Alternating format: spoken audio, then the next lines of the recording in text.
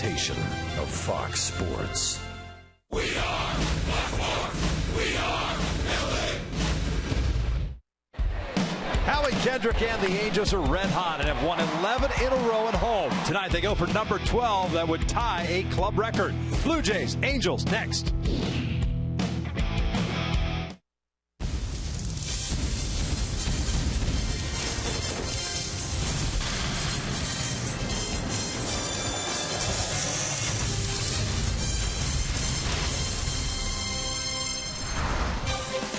Welcome to T-Mobile Tuesday Night Baseball here at the Big A. The Angels continue to roll at home. They still have the best record in Major League Baseball, 11 consecutive victories tonight against the Toronto Blue Jays. They try to make it 12 and tie a club record that was set back in 1967. Hi, everybody from inside the Big A. We welcome you back to Angels Baseball here on Fox Sports West, along with Mark Gubiza.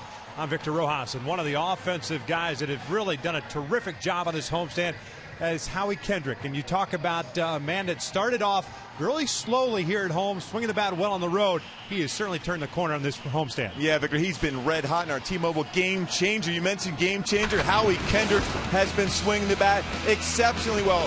As usual, Howie using the entire field. He hits the ball so well to right field, to left field, and then, of course, the best approach he has is when he gets a pitch down, he can go back up the middle with success, driving in some runs there, getting it by J. Happ.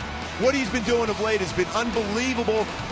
11 for 19 in this homestand alone. He's had an RBI, at least one RBI in his last 5 games, and when he has 2 or more hits in a game, the Angels 22-6. So he's meant so much to this club. He's played solid defense, but his approach, consistent approach, especially of late at home, hitting the ball up the middle to the right side, perfect guy for situational hitting and getting some big RBIs. Yeah, that 11 for 19 for Howie in this homestand has raised his overall batting average 17 points to a current 289. They'll be facing a knuckleballer, R.A. Dickey for Toronto. The Angels will counter the left-hander Tyler Skaggs tonight. We're just about ready for baseball here at the Big A. Sit back and relax. Lineups and first pitch when we return. Angels baseball is brought to you by CarMax. Start the search for your next car at CarMax. By the all-new 4-door Fiat 500L. Visit FiatUSA.com. And by the UPS Store, your one-stop shop for your small business needs.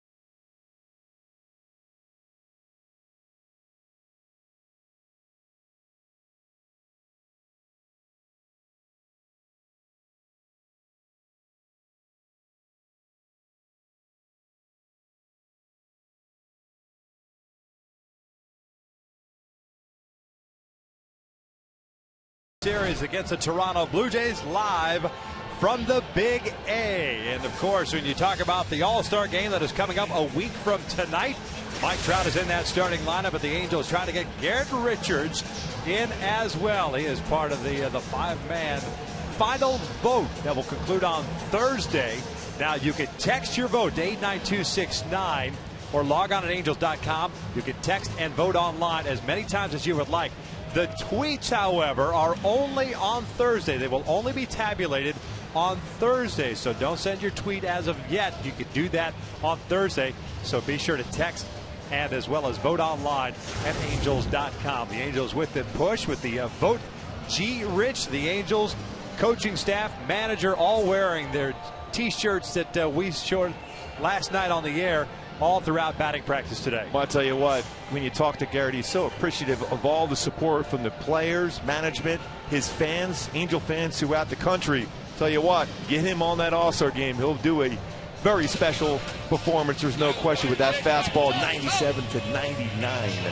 Well, we'll see what happens, and hopefully he does get there, and perhaps maybe even Eric Ibar, just depending on how the roster shakes out. The Angels wearing their alternate red tops, taking the field, and we will take a look at John Gibbons, starting 9 for the Toronto Blue Jays at the start of the day, second in the American League East, 3 games back of the Baltimore Orioles at 47 and 44. Jose Reyes will lead things off. He's at short. Steve Tollefson gets a start at third base. Melky Cabrera back at left. Jose Bautista still dealing with that little nagging hamstring is at first base. Nolan Rymel playing in his second game as a Blue Jays in right, down tomorrow. DH tonight.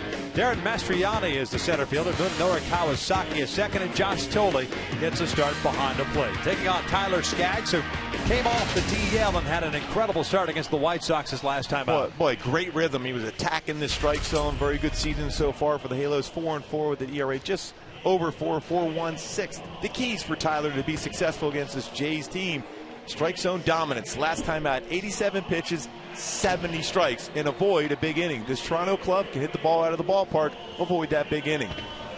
Take a look at the Angels defensively behind Tyler Skaggs. You got Colin Cowgill in left, Josh Hamilton at center, Cole Calhoun in right. The infield consists of John McDonald, Eric Ibar, Howie Kendrick, and Albert Pujols from third to first. Chris Iannetta behind the plate. And Albert Pujols at first base. Anytime Tyler Skaggs is throwing the ball well with that two-seamer working, Albert Pujols is going to be very active. 2 hours this season, but none since April 23rd. Two-time Gold Glover back in 06 and 2010 for Albert Pujols, who is moving a lot better this season. The Halos with the victory last night. Now 31 and 14 here at home, and looking to tie a club record with their 12th consecutive victory tonight. The switch hitting shortstop Jose Reyes ready to lead things off, and tonight's first pitch being delivered by the UPS Store. Reyes hitting .258, 6 home runs, 23 runs batted in on the season. Last night had a 1-for-4 game. He singled in the 8th inning. Heck of a job by the Angels bullpen, led by Matt Shoemaker last night. Joe Thatcher, Jason Greeley, Kevin Jepson, and Joe Smith picking up that 5-2 victory. Shoemaker picked up his 7th win. First one tonight, just on the outside corner for a strike. Oh, hesitation there. David Rackley calling the balls and strikes tonight. Jim Wolf at first, Brian Gorman at second, and Tony Randazzo at third base. No balls, 2 strikes. Early on, good velocity from Skaggs, 93. Well, you saw, or you had a chance to see what the Angels did against this Blue Jays lineup last night. It's a team that has struggled against left-handed pitching this season. 0-2 is bounced foul. So the no balls at 2 strikes. The Blue Jays hitting just .229 against left-handed pitching this year compared to the .266 against right-hitters. Now, granted, they are missing Edwin Encarnacion, who was placed on the 15-day disabled list prior to the game yesterday with a quad strain. Boy, when he was having an outstanding season, an all-star season for the Jays. Also missing Brett Laurie. Reyes chops this one over to second base. Howie's got it. One away. But always key to keep him off the bases. Reyes is such a disruptive base runner. 17 stolen bases in 18 attempts. The Angels did a real good job against him last night. Just 1 hit.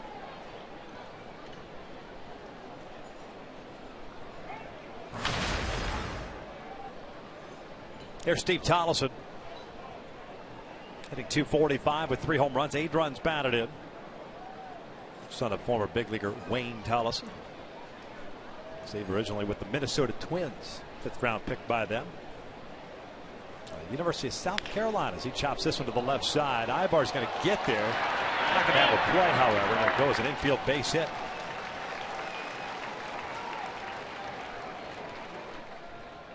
So first base runner of the ball game, and it's Steve Tollefson with a single. He started today at DH. Tollefson now 2 for 4 in his career against Tyler Skaggs. Tyler threw an exceptional game up in Toronto. Nearly completed his first game. 1 out, 1 on, and Melky Cabrera, the left fielder, up.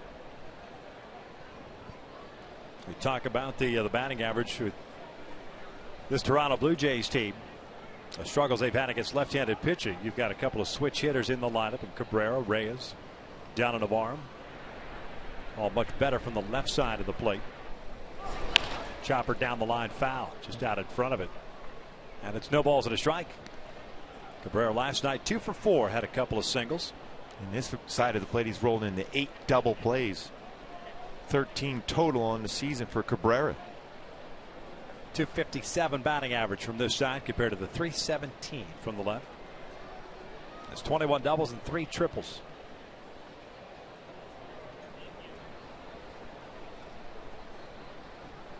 I'll check in on Tollefson. Toronto does not run a whole lot. 38 total stolen bases on the year. That puts him 12th in the American League. Led, of course, by Jose Reyes and his 17 bags. Tollefson has 2. Has not been caught stealing.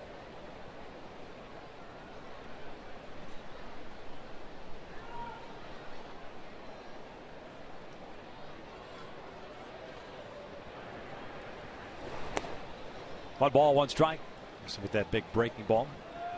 A lot of strikes thrown by Tyler Skaggs in that start against the White Sox. Came right after guys. And perhaps the weather dictated it as well. That was that steady rain, the mist rain that was falling on that Wednesday night in Chicago. Well, I had a long conversation with Tyler after that game, and he talked about how he had a good feel for every one of his pitches. 1-1 now. 2 balls, 1 strike. The one guy that seemed to have good hacks against him, Gordon Beckham. 3 very good plate appearances, a couple of hits, and a near home run. Remember, Josh Hamilton made a nice play out in left center field to rob Beckham.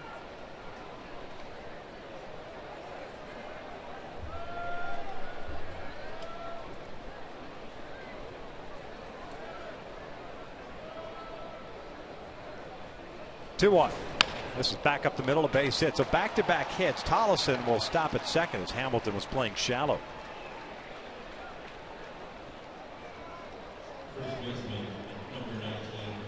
Cabrera got himself in a better hitter's count.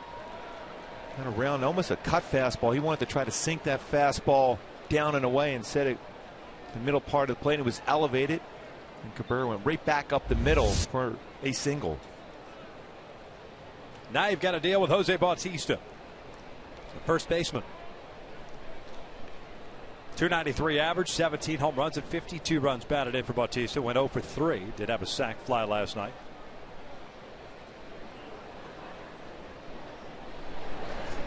He takes down low.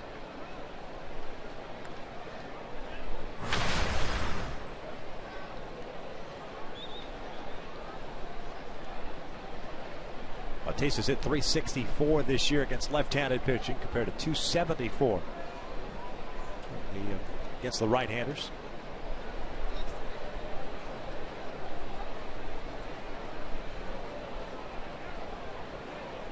Couple of men on with 1 out.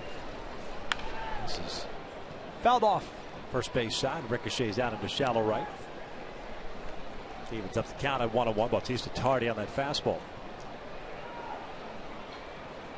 And the one thing you'll see from Iannetta behind the plate with Bautista at the plate, wait until the last second before he moves either inside or outside of the plate. Bautista's been a guy always known to look back and kind of check where location the catcher may end up being. Not a lot of movement from Iannetta until the pitch is thrown. I wanted a pickoff attempt. Tollefson wasn't that far off the bag at second. Now he creeping in there. Overshift on with 3 infielders on the left side. Pujols off the line at first. Now Bautista backs out. Tyler trying to turn things around at home. It's been a tough go for him here at the Big A. This is his 7th start at home. Just a 1-1 record and a 5.80 ERA. Runners take off. The pitch is a strike. The throw down to third is in time. 2 down. Nice throw by Chris Iannetta. A quick release and transfer by Chris Iannetta.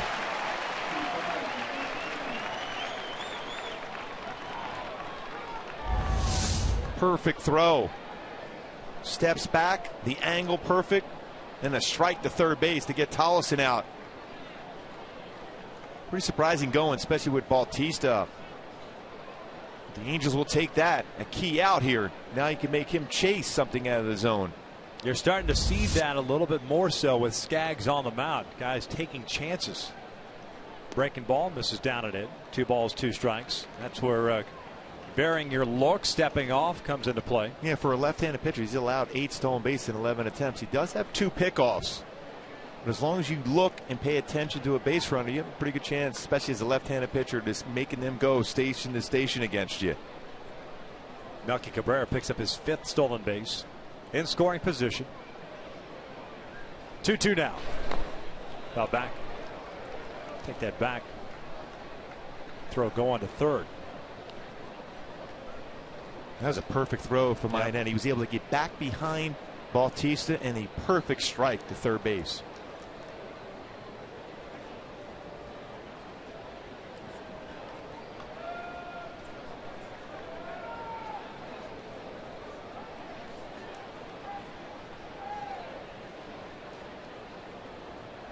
Long look in for Skaggs. Now Bautista tired of waiting. Tyler has been prone, although we didn't see it in that start against Chicago, to really slow things down. He's exceptionally fast without anybody on base, but when runners are on, he's a little bit slower, more deliberate. Full count now. Nolan Reimold, right-hand hitting outfielder, on deck.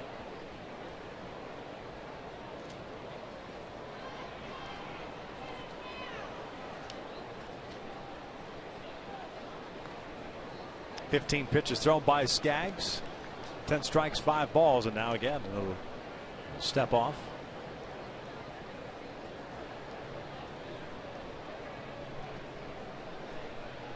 Cowgill playing Bautista to pull in left field, a little bit deeper than normal. 3-2. This one's popped up left side. John McDonald down the line into foul territory, puts it away, and Blue Jays are done here at the top of the first. Right at the bottom of the first, Calhoun, Trout, and Pujols coming up for the Angels as we are scoreless.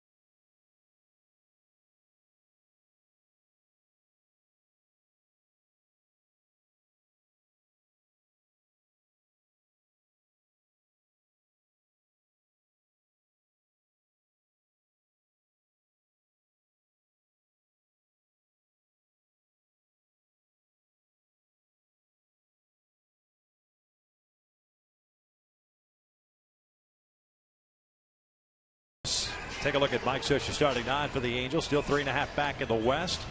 Behind the Oakland Athletics with a 52-36 record. Cole Calhoun will lead things off in right. Mike Travel service at DH tonight. Albert Pujols at first. Hamilton gets a start at center. Eric Ivard short. Howie Kendrick at second. He's been red hot on this homestand. Chris Iannetta behind the plate. Colin Cowgill gets a start at left. John McDonald batting ninth and playing third. So you take on the 39-year-old right-hander knuckleballer, native of Nashville, Tennessee, Robert Allen Dickey, otherwise known as R.A. R.A. Dickey throws about 86% of his pitches are going to be knuckleballs. He also will throw a fastball, pretty firm fastball for a knuckleballer, 80 to 84, an occasional changeup. But to be successful against R.A. Dickey, look for an elevated knuckleball. They don't move quite as much upstairs. That's when you can drive the ball and go a long way. And don't overswing. The bottom line is stay within your swing, use the middle of the field, and try to get that knuckler upstairs. First one's down low to Cole Calhoun. Hitting 300 with 9 home runs, 22 runs batted in. Cole last night 1 for 4, had a double, his 13th of the season.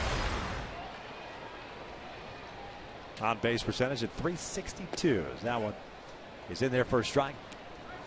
And it's 1-1. Halo's third in the American League in batting average, third in home runs, second in runs scored, third in slugging, second in on base percentage.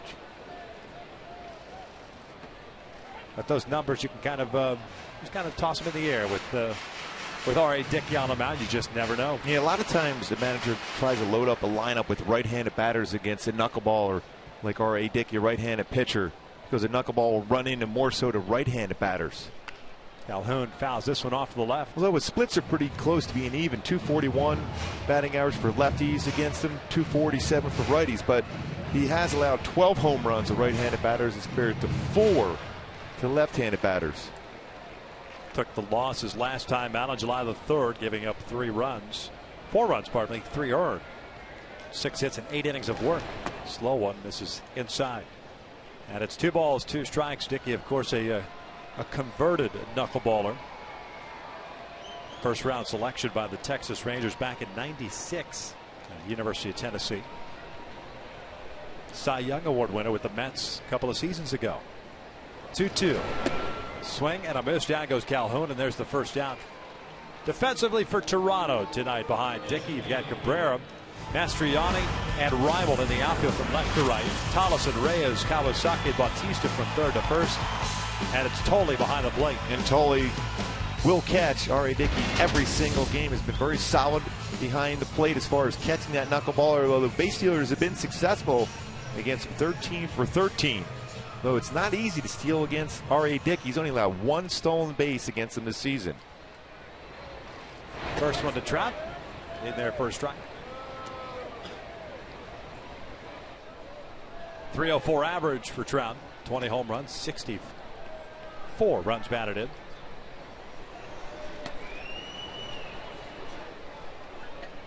And a lot of times when a knuckleballer on the mound, you can see a lot of strikeouts and fly balls and pop-ups. Back. That's the knuckleball you want to get, the elevated one. It stays upstairs. It doesn't move quite as much as the one that starts at the belt and goes below the knees. Last win for Dickey on June the 4th. That was against the Tigers. Gave 2 runs in that one. Really hasn't had that many games in which he is quote unquote blown up as far as runs allowed. Got a piece of that one. The count remains at 1-2. Most of runs he's allowed in a start this year, 6. Now is his first start of the year back on March 31st. He also walked 6 guys in that game. That tied a career high for him.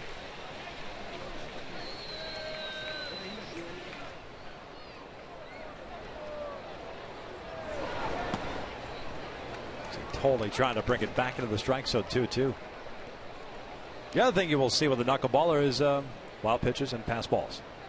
And a catcher with an odd-looking glove behind the plate. 2-2, little foul. Just got a piece of it. Not your normal catcher's mitt. A little bigger glove, almost like a first baseman's mitt. Well, if you ever try to catch a knuckleball, it's one of the most difficult things to do.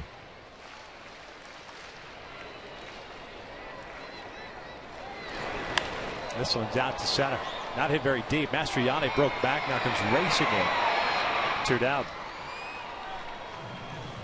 In my Hyundai key to the game, a little variation of a song by Leonard Skinner. Well, sweet home Anaheim.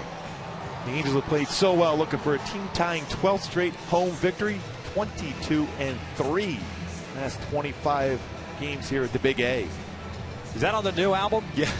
Coming out? Their summer tour. With Pink Floyd's new album that's coming out later on this year? Yes. In October, Pink Floyd album. That's right.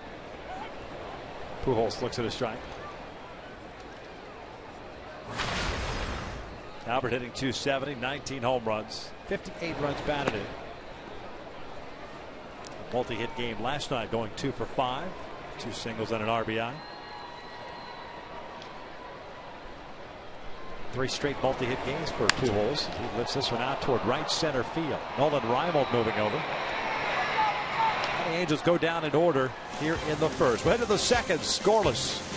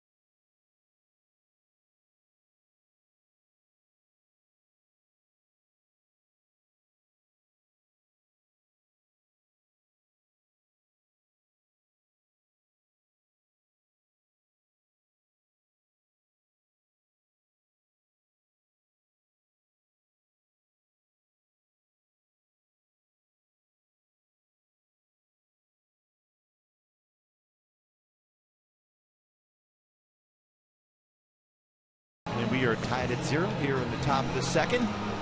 Coming up late in the game, we'll check out the big news from around the majors on the Carl's Jr. Sports Update. Former Cy Young Award winner trying to slow down a very good National League club in interleague play. A very hot young rookie going for a baker's dozen tonight.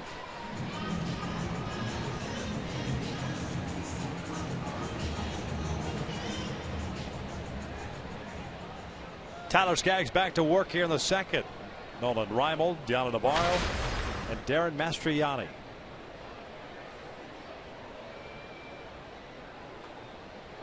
Reimold played his first game as a Blue Jay last night.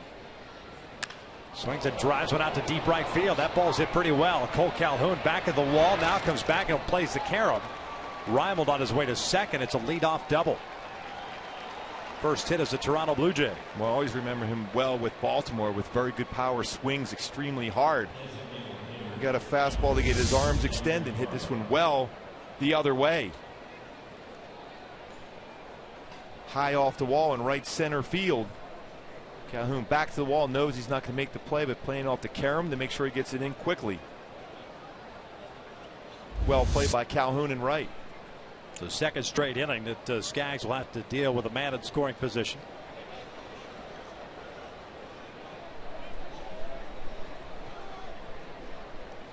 Gianna Navarro, the DH tonight, hitting .255 on the year. There's 5 home runs and 34 runs batted in. Takes a strike.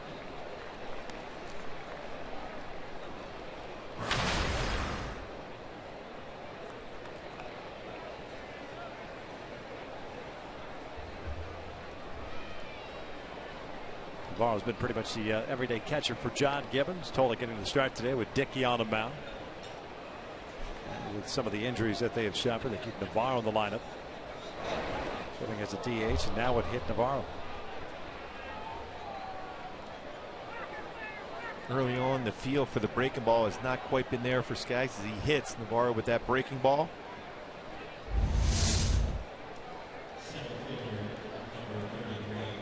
It's his leg, just above his ankle. If that doesn't hit him, that's going to be a wild pitch. Reimold will go to third base. Instead, he still has a potential ground ball double play in order. So 2 on, nobody out here to start the second. And Mastroianni, the center fielder, up. A waiver claim from the Minnesota Twins. Right now, his 16th game as a Blue Jay. Shows bunt. Bunts it twice. Makes contact twice. It's a foul ball as he was in the batter's box. No balls and 1 strike. Mastroianni hitting just 107 with a home run and 2 runs batted in.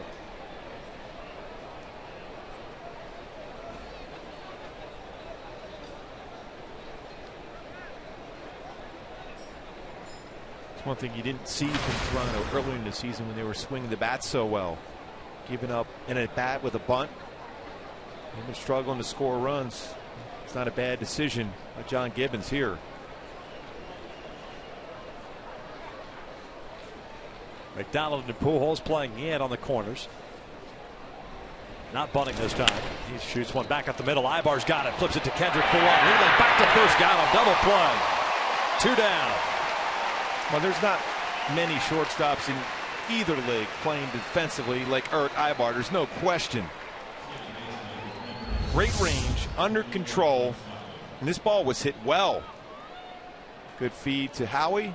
Plenty of time to himself in position to throw a quick throw to the first base to complete a 6-4-3 double play. You see kind of Albert at the very end there, kind of running back to the bag. He was anticipating ball going into center. He's the cutoff guy in the middle part of the field and had to readjust and make that turn. That's how valuable Eric Ibar has been defensively. Kawasaki lines one to left. Cowgill played him perfectly, and just like that, Tyler Skaggs works out of a 2 on and no out situation. We head to the bottom of the second. We're scoreless.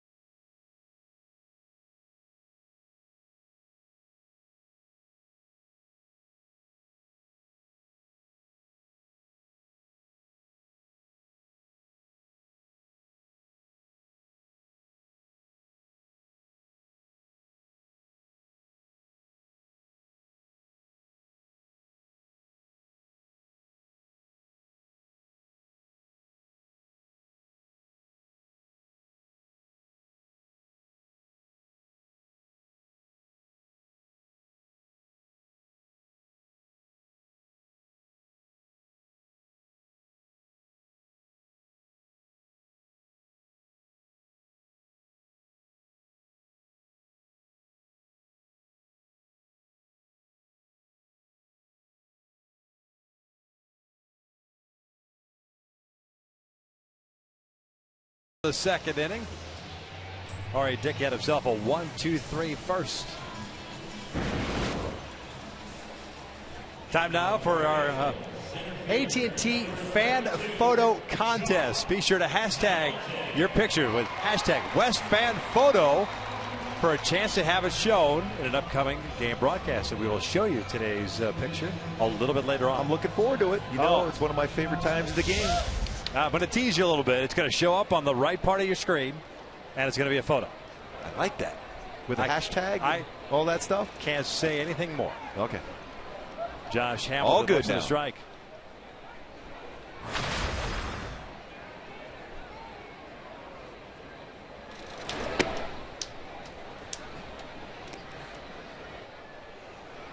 Hamilton hitting .291, 5 home runs, 22 runs batted in. Pulls this one over to first. Jose Bautista has it. All right, Dickey cover. 1 down.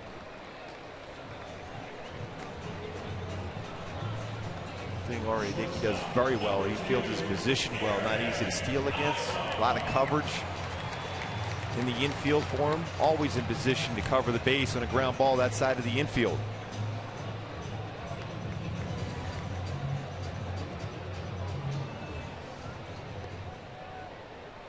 He'll face Eric Ibar here. Angels still looking for their first base run of the game.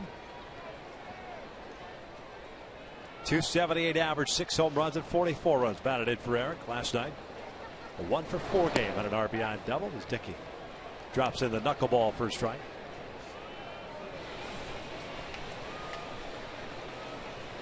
Tollison playing in over third. This one down the right field line. That will get down, and that is a fair ball.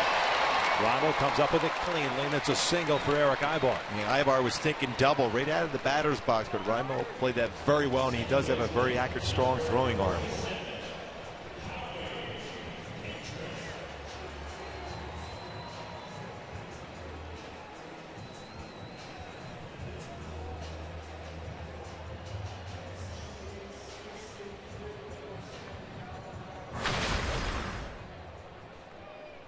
Here's the red-hot Howie Kendrick, 11 for 19 on the homestand. Homestand started, he was batting .272. Now currently at .289. 4 home runs and 40 runs batted in. And to all fields, not just out to right field or right center field. Up the middle, pulling the ball through the hole on the left side as well.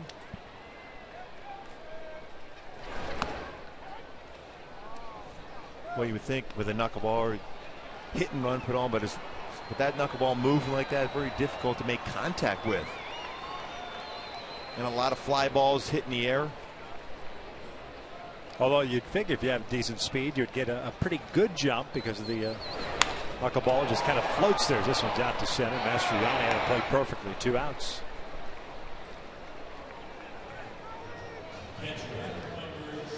Like you pointed out earlier, that was one of those that was up in the zone. That was hit well. It doesn't move and dance as much up in the strike zone, but when it's down in the strike zone, very difficult to make contact with.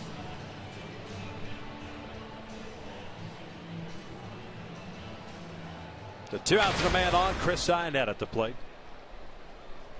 Chris has been swinging a hot bat as well. Comes in batting .280. That one's a little bit high.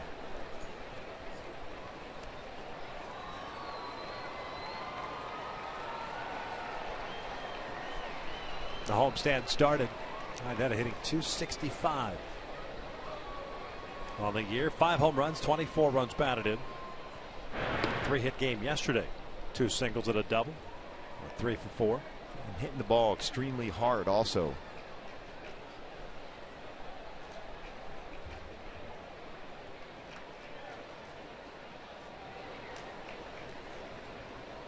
Ibar with a single, stands at first. Inside. 2 balls, no strikes. Dickey last year in his first year after the trade with the Mets struggled as far as the numbers are concerned. 5-7, a .456 ERA.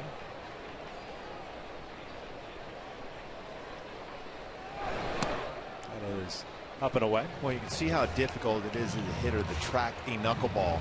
The movement, not the normal movement you'll see in a lot of other pitches.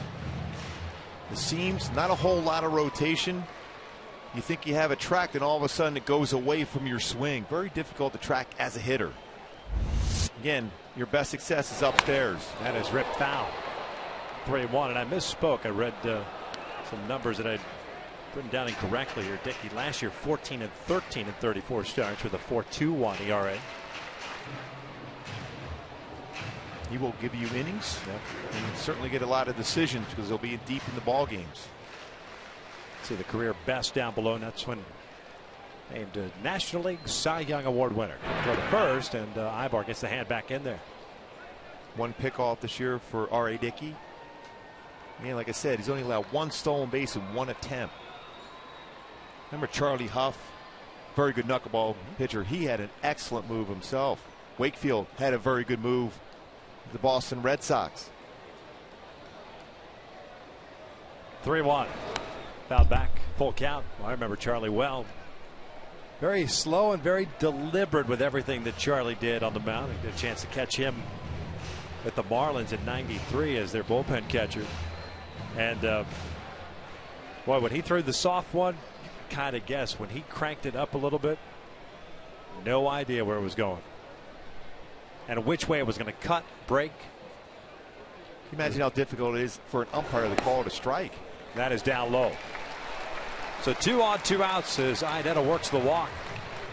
And you were talking about Josh Thole and the way he catches R.A. Dickey with that modified catcher's glove. Charlie, I first caught him in spring training. He said one thing. He said, don't catch me like you're catching a normal catcher. He talked to all the guys there. Kind of rest your hand there, rest your wrist, relax it, and at the last minute stab for the baseball where you think it's going. Yeah, because you see catchers that really aren't used to knuckleball pitchers have a lot of pass balls and wild pitches. And it's because they set up like a normal catcher, target and everything. And trying to frame it. Downstairs. You almost frame it as you catch it. Yeah. Like I said, it's very difficult for a home plate umpire to call it a strike. They're looking in that same area themselves where it's crossing the plate.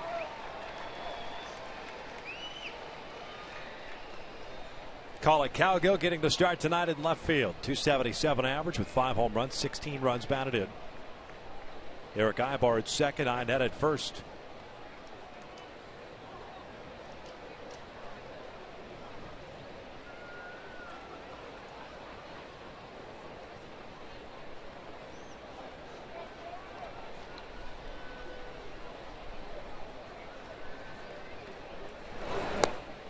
Two and out. Thole was over with R.A. Dickey with the New York Mets. Very comfortable throwing to him. Thole came over as part of that trade with the Mets. Well, bouncer foul. And it's 2 balls, 1 strike.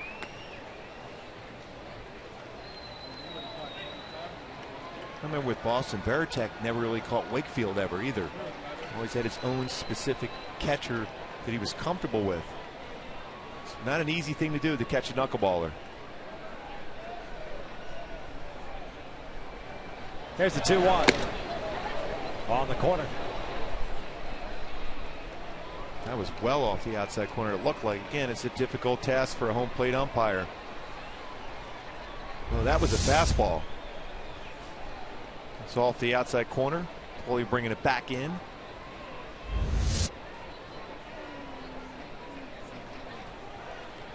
So instead of 3 and 1, it's 2 balls, 2 strikes.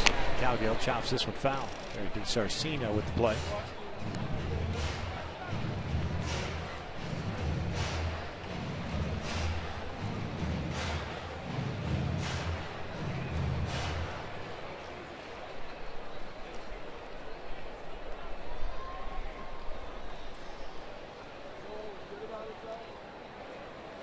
Here's a 2-2. This one's out to right center. Nolan Reimold drifting over. Angels get a couple of base runners for the first time tonight, leave them stranded. 2 in the books, still scoreless.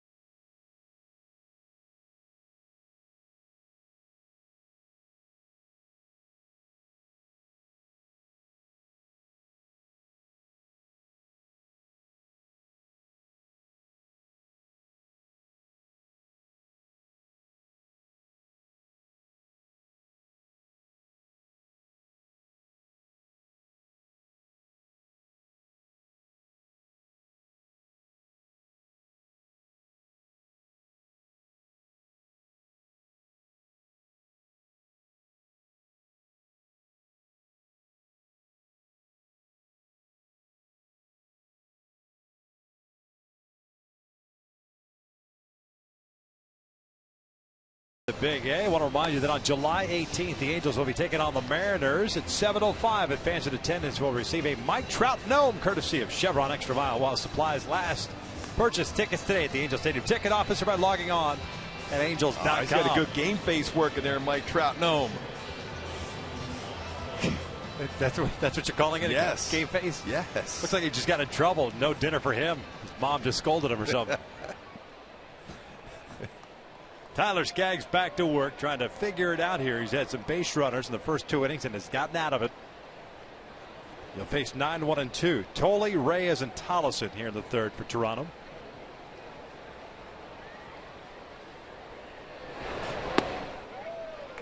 Tolley hitting .270. Has a couple of doubles. 5 runs batted in. 33rd game for the Blue Jays catcher. It's a breaking ball. Pretty good bite to that one. Just missed 1-1. He hasn't been able to throw his get over breaking ball yet. Be able to throw that one to finish off a hitter.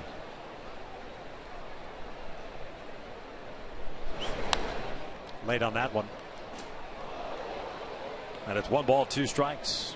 Good consistent velocity from Tyler Skaggs we've seen this entire season. He's throwing a lot of strikes. He's thrown 25 pitches so far in this game. 18 of them have been strikes.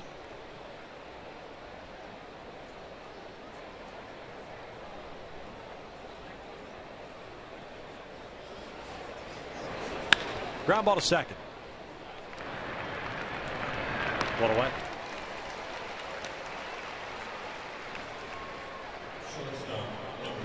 So they'll bring up Jose Reyes, the shortstop. 0 for 1 as he grounded out to Kendrick to lead off the ball game. Just like he did last time out in Chicago. A lot of first pitch strikes. Faced 9 batters. 8 first pitch strikes for Skaggs.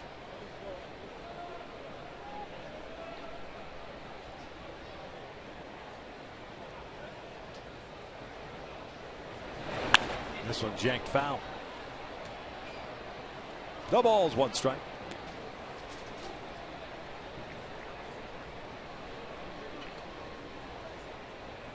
A very, very dynamic player when healthy and hitting the ball the way he's capable of doing so. He's been somewhat of a down year for him.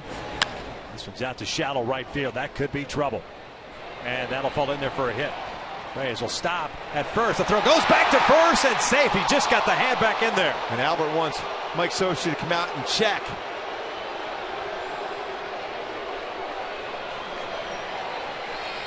So Scioscia will come out and they will take a look at it in the Angels clubhouse.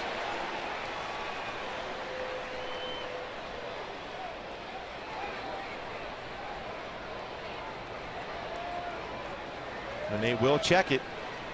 Albert right away pointed in to Mike Scioscia. And aggressively coming in, Calhoun. And then Albert got behind Reyes. And a quick throw. Real close play.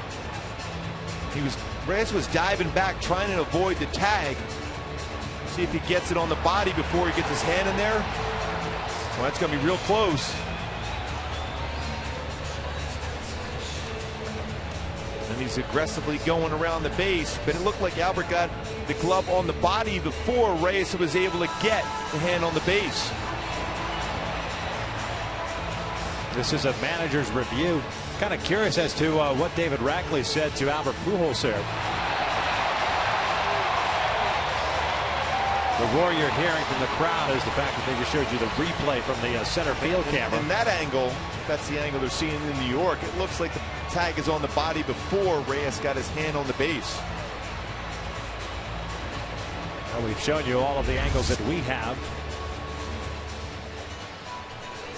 Indeed, that's an assist. That'll be the 6th outfield assist for Cole Calhoun this season. Between Albert and Howie, we've seen them go behind on the base with a runner trying to take an aggressive turn around first base, but be in position to get an out there. Scioscia had to feel pretty comfortable thinking that was going to be an out.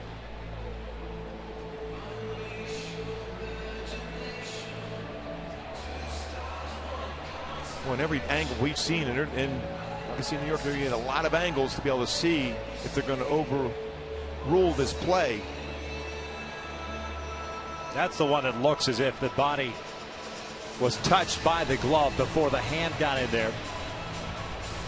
And this is an important challenge for Mike Scioscia and the Angels. If this is not overturned, no more challenges for the Angels early in this game. Yeah, you'd have to rely on a crew chief review after the seventh inning, or if there's something that pops up that's not reviewable to begin with, and there are some of those instances. John Gibbons looking on.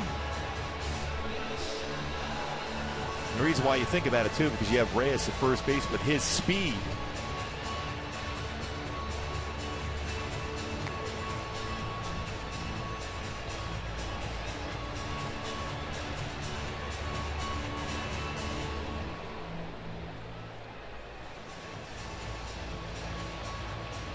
It's taking a long time. No doubt. Well, they get all of the replay angles that we have, that the visiting show has. So trying to make a decision here. Call. He's out at first, so the call is overruled. 2 outs. And what I like from Mike Scioscia, he right away looked in at Dino Evil, and he got verification. He thinks it was worth to take that challenge right away before he even ran out to the field.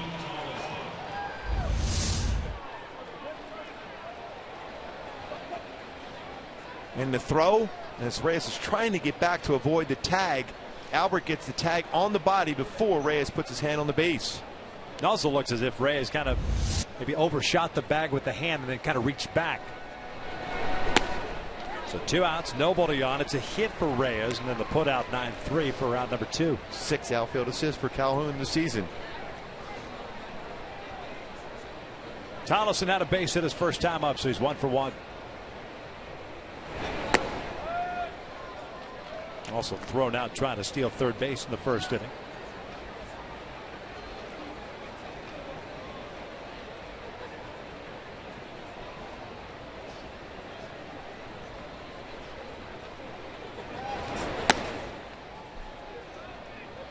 Tyler recoiled and that pitch didn't finish out over the front leg.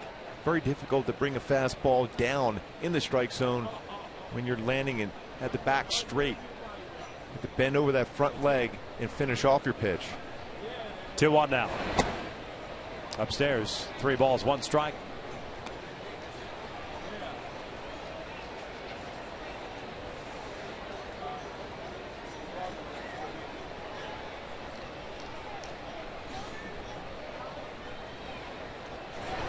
A swing and a miss, good fastball away. 4 count now.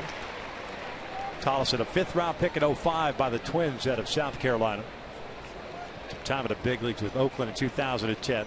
25 games, 29 games with Baltimore in 2012, and now this year with Toronto. 3-2, a swing and a miss. Down goes Tollefson. Skaggs picks up his first strikeout of the night as we head to the bottom of the 3rd. Scoreless.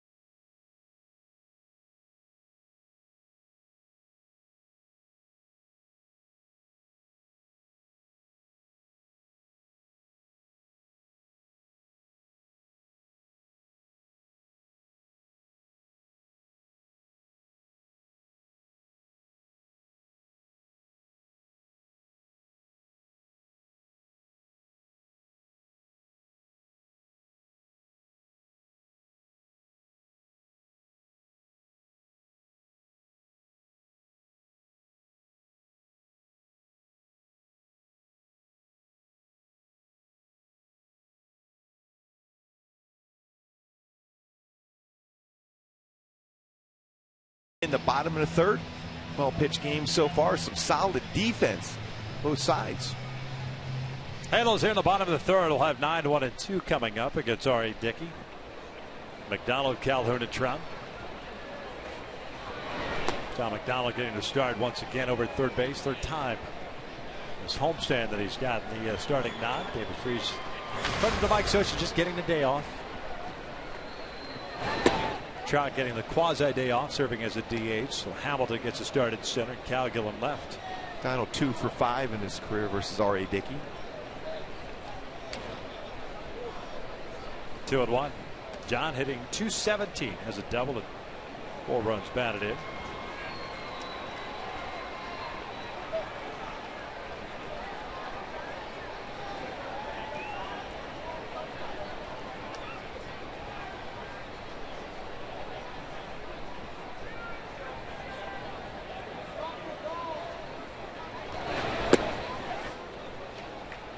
Two and two. There's that fastball from R.A. Dickey. Has 1 strikeout, 1 walk, 1 hit allowed. Ibar with a single to right in the second.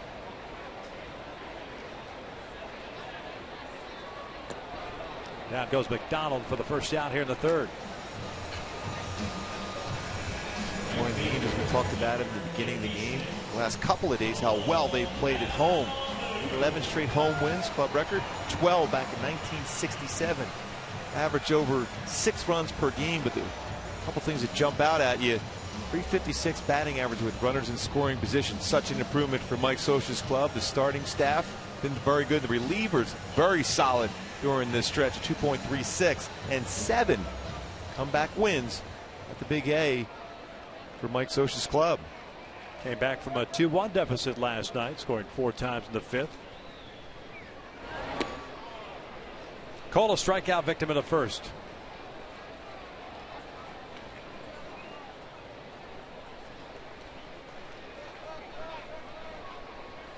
.395 batting average since June the 6th.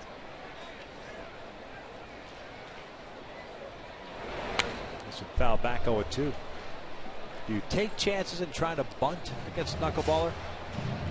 Boy, that's probably almost more difficult to bunt a knuckleball than it would be just to have your normal swing. In many conversations over the years with different hitters against knuckleball pitchers, I remember George Brett saying he was just happy to get through that game and not ruin his swing. Because all of a sudden you become more of an uppercut swing against a knuckleball pitcher, and most hitters like to hit the ball on the line and keep a level swing, but you don't do that as much against a knuckleballer. Calhoun goes down swinging. Back-to-back strikeouts for Dickey. 2 outs. When you see a knuckleball going well, like R.A. Dickey has going right now, when it starts at the belt, it ends up almost in the dirt for that late movement. Very difficult to track as a hitter.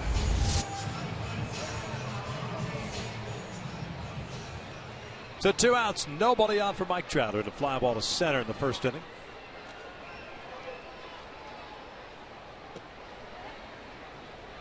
Boy, and the offense has been so good of late, especially at home. And then all of a sudden you're facing a knuckleball pitcher, a complete different look for you. Very difficult. But most times with a knuckleball, we talk about a lot of fly balls, strikeouts.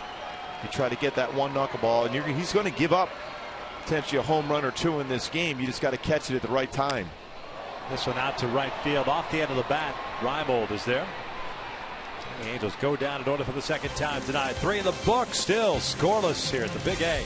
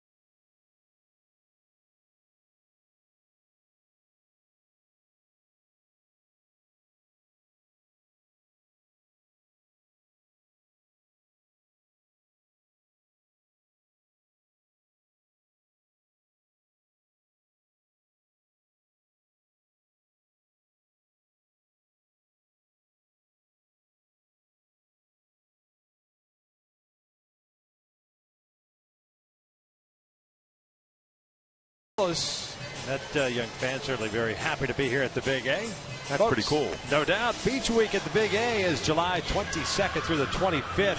Make your plans to see the Angels take on the Orioles and the Tigers and receive a beach bag, beach blanket, or Hawaiian shirt. The week concludes Friday, July 25th with Polynesian dancing in the Music Garden. For more info, log on at angels.com/ promotions. Dude, that is the best Polynesian dancing I've ever seen. That's how I roll. I believe you were performing at the luau I was at last Thanksgiving. That was me. Grass skirt and all. Oh, man. You gonna sing Tiny Bubbles? Tiny Bubbles. Oh, yes.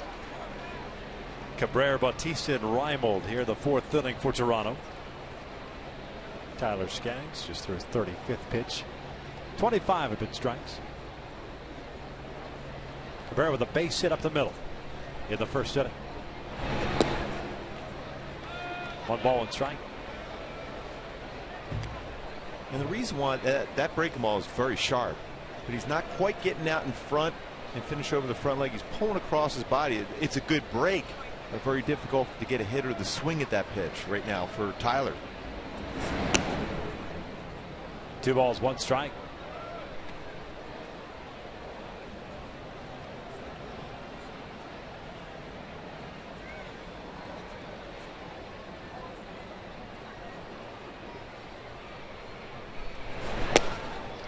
Good pitch in at the knees. Well, that's a perfect spot. 2-seam fastball, 94 outside corner.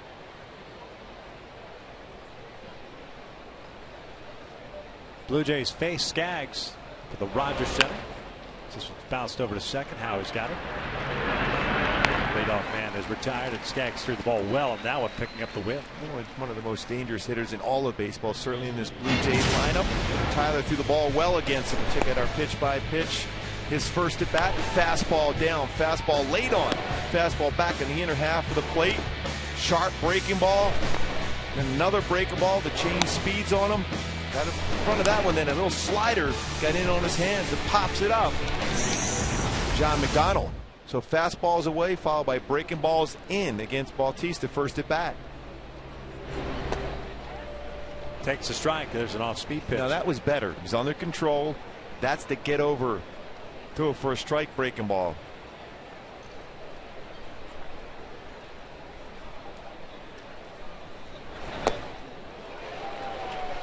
And he came in with that hard slider down and in.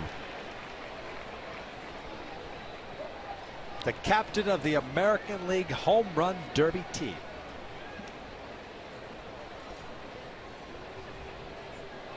Oh, 2 upstairs. 1 ball, 2 strikes. Bautista will have defending champion Yoenis Cespedes on his team. He was impressive last year. Yeah. Adam Jones of the Baltimore Orioles. Brian Dozier of the Minnesota Twins, second baseman. Some good power numbers for the Twins this year. This one's out towards center field. Moving back on it is Hamilton. On the warning track near the wall, he'll make the catch for the second out of the inning. Here are the contestants in that said home run derby that will take place next Monday at Target Field. A 5th player will be added on Thursday. Mike Trout has already said thanks, but no thanks. Pretty impressive numbers for Dozier as a second baseman with 16 home runs. Adam Jones, Cespedes was fantastic last year in the Derby. I believe read just a little while ago that Dozier's going to take his brother to be his BP pitcher for that home run derby. Remember when Vlad won that a few years ago? Dino Ebel threw the batting practice for him as he won the derby. Robinson Cano had his dad. Yep. When he won. There's Dino, the Angels bench coach. Boy, Hamilton had an epic battle in New York at the old Yankee Stadium with Justin Morneau. Reimold shoots one down the line. That's a fair ball. Late on the swing. He'll pick up at least his second double. Calhoun plays the carom cleanly. So a 2-hit game already for Reimold. The man in scoring position with 2 outs here in the 4th. Both doubles. Breaking ball. He started forward, left his hands back though, And it was elevated enough for him to right down the right field line. Nothing Pujols can do well off the base at that point. Benintendi thrown off by the speed of the pitch, but he kept his hands back well.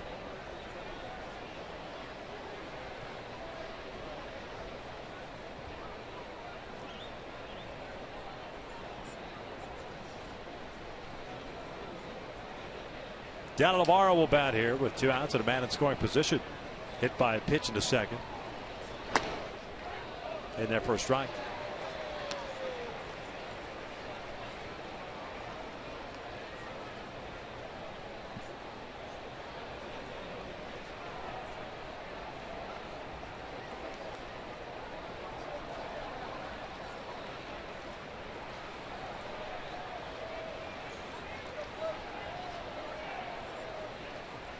Reimel trying to get a big lead at second with 2 outs. Navarro takes low. 1 ball, 1 strike.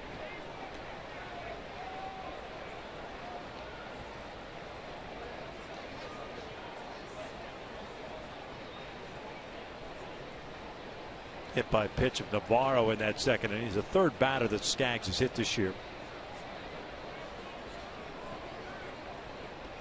As we mentioned, he's had base runners in each of the innings as he's been able to work around it.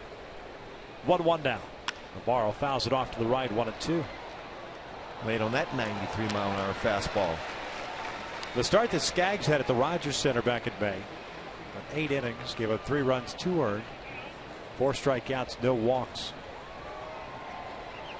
Angels taking 3 of 4 from Toronto at that point, and then all of a sudden they went crazy as far as their record. Started playing very good baseball after the Angels left town. Finished up the month with a 21-9 month of May.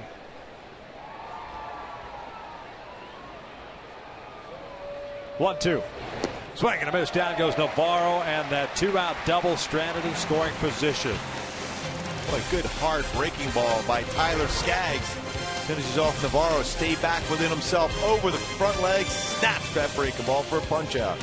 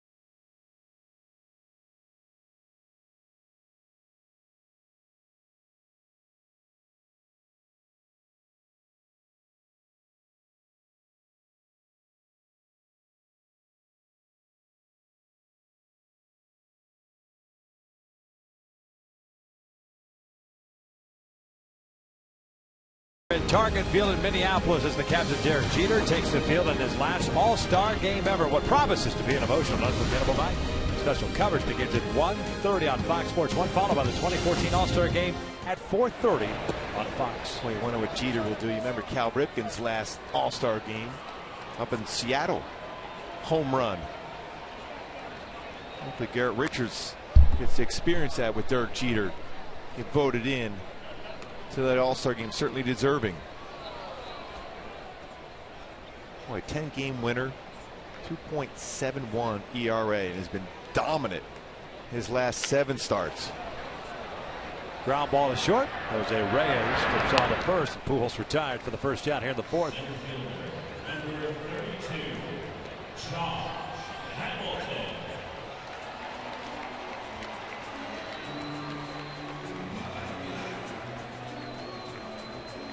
3 strikeouts, 1 walk, 1 hit allowed for R.A. Dickey so far. Hamilton grounded down to Bautista at first base in the second. So he's 0 for 1.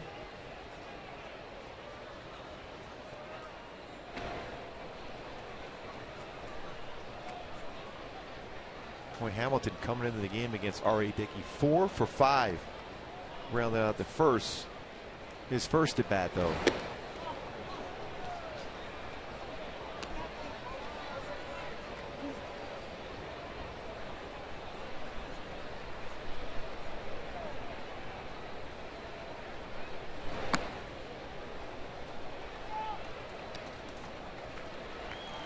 One ball, 2 strikes. The crowd tonight on Cowboy Rally Monkey giveaway night. Broken bat, pop up. Jose Reyes, the shortstop, calls for it, makes the catch, 2 outs. 5 in a row retired by Dickey since the walk to Chris Iannetta in the second inning. Put a couple of men on. That's 6 fly ball outs in the game for Dickey so far.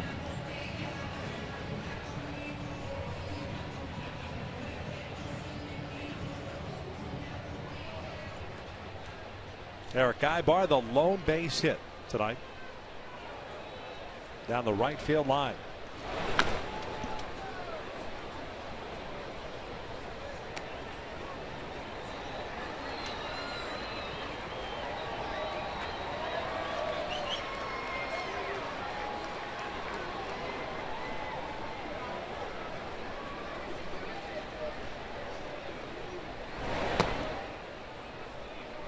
Count it up at 1 ball, 1 strike.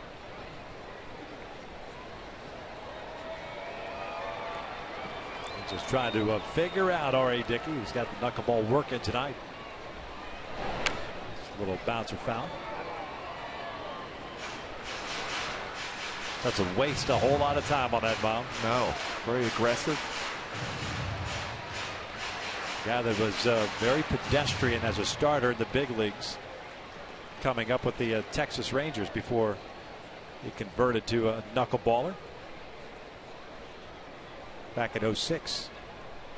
A little bit upstairs. 2 balls, 2 strikes. Well, a lot of times when you see a knuckleballer pitch a game, it's usually a lot of pitches thrown. And not so far in this game for R.A. Dickey. He's 58 now with 2 outs in the 4th. Slow one that's cued toward third. Thomason, the barehanded play, and they got him. Mike Scioscia might come out and make the slow walk out there as they check it out. And I think Scioscia is going to make that walk out there. Dino Ebel on the phone and getting the read from the dugout. And Scioscia gets the call and the sign from Dino Ebel that the call was correct. The Angels go down in order. We head to the top of the 5th inning. Still scoreless. Boy, what a solid play by Tollison. Strong throwing arm to get Ibar first.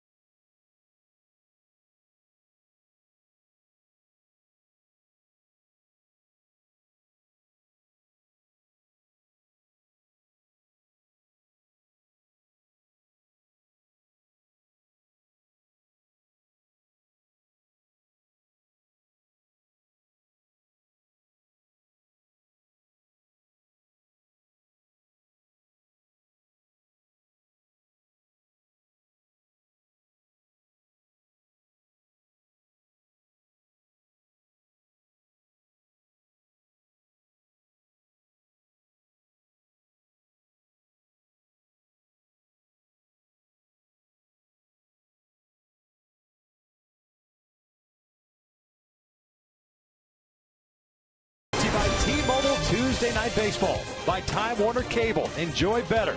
By the 2014 Camry at your Toyota dealer today, we make it easy. And by AT&T Uverse TV. Rethink possible. Top of the fifth here at Angel Stadium. No score. Tyler Skaggs, 2 strikeouts, no walks. 5 hits allowed. He's worked out of a couple little jams. 49 pitches, 35 have been for strikes. Facing the bottom third of the order for Toronto. Mastriani, the center fielder tonight, takes ball 1. Grounded into a double play in the second inning. He's 0 for 1.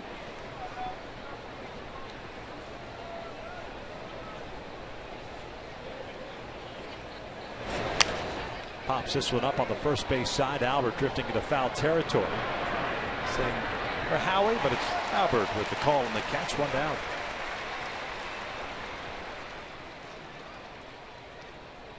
Good running action by Tyler Skaggs. Get a pop up. Lead off batter out.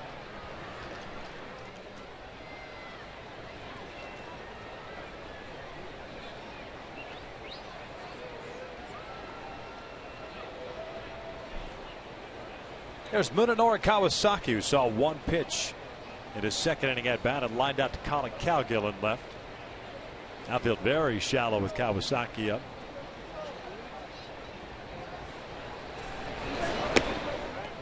Looks at a strike. Munenori last night 1 for 4. Had a single with a run scored in the 4th.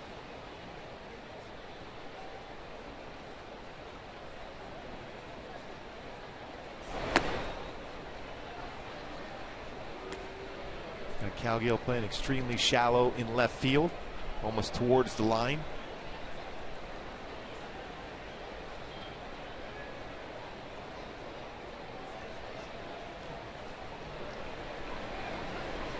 One. Caught the inside corner, 1-2.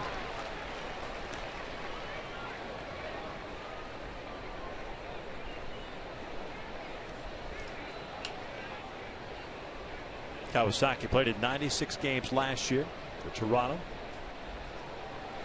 He's also seen action with Seattle. 32-year-old.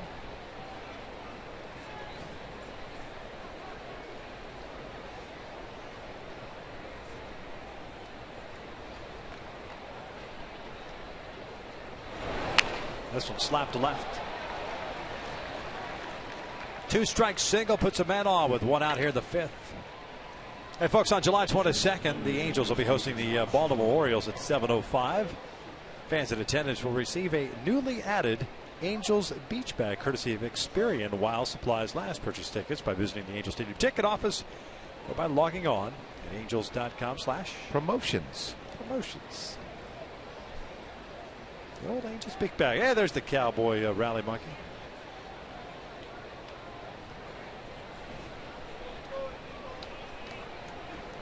It's got selfie written all over it, doesn't it? Yes.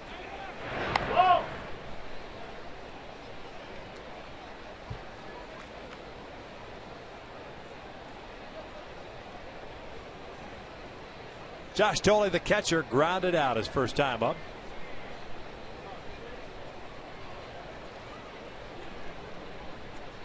Kawasaki with a pretty good lead over at first base. Thole takes a strike. Well, so far in this game, Tyler's throwing the ball well. He's given up 6 hits, but over half of them have been high elevated breaking pitches. The Blue Jay hitters have been able to hit into the outfield because of the location of his curveball.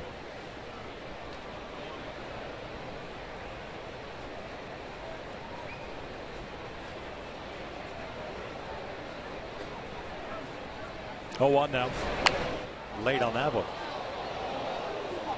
Well, he's faced 18 batters in this game. Tyler has 15 first pitch strikes. He's attacking the strike zone.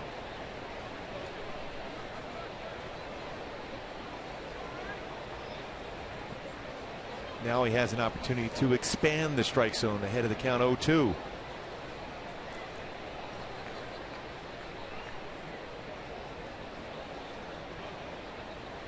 Thole, a 13th round pick by the Mets. 2005 as he fouls this one back out of Modern Day High School. Breeze Modern Day High School in Illinois.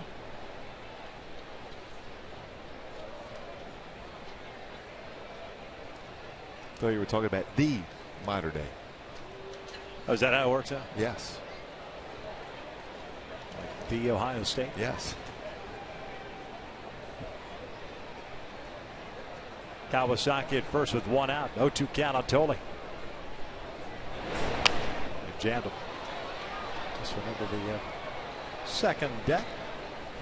Well, he fouled off a 93-mile-an-hour fastball away, a 94-mile-an-hour fastball inside. I think that opens up the outer part of the strike zone now for a good breaking ball. He's on 60 pitches in this game, 43 strikes.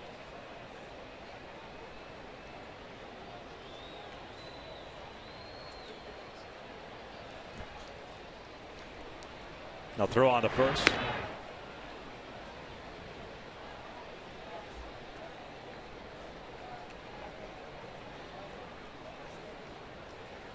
Cowgill shallow toward the foul line and left. Hamilton shallow in center. A couple of steps the opposite way to his right.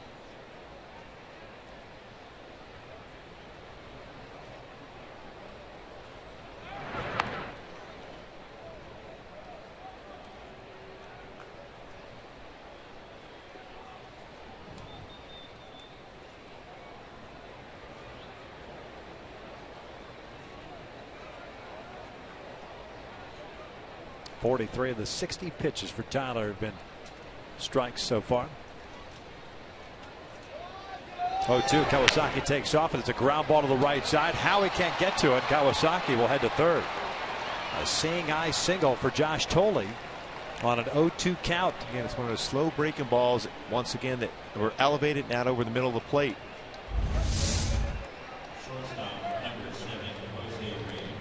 Again, you can expand the strike zone, especially after you throw a perfect pitch. The pitch before at 94, and Howie tried to knock that down just by his glove. Now you're dealing with some serious speed at the plate. And Jose Reyes, very difficult guy to double up.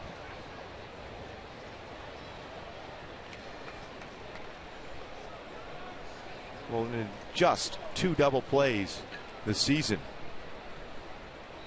But both from this side of the plate, though.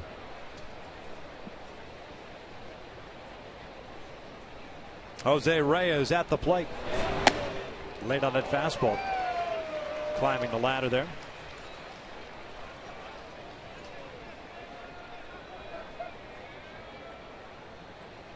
One for 2 tonight. Had that base hit out to right field, and Calhoun threw behind him at first base, and Albert's tag. Pete Reyes is hand of the bag.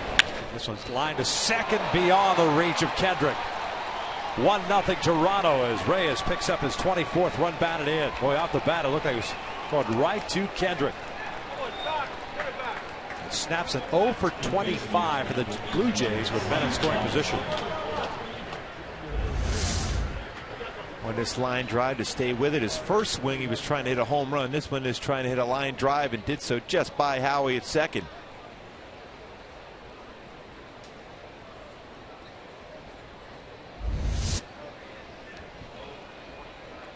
Mike Butcher will pay a visit now. 3 consecutive hits for Tyler Skaggs after getting Mastriani to pop out to lead off this inning. That's 8 hits on the night against the left-hander. This is a team that has struggled against left-handed pitching, but a lot of it has been pretty much Tyler's doing, just pitches that too hittable. Yeah, he's worked very hard to get ahead of the count, and he's been very good at that today, but that breaking ball is left out over the middle of the plate a number of times.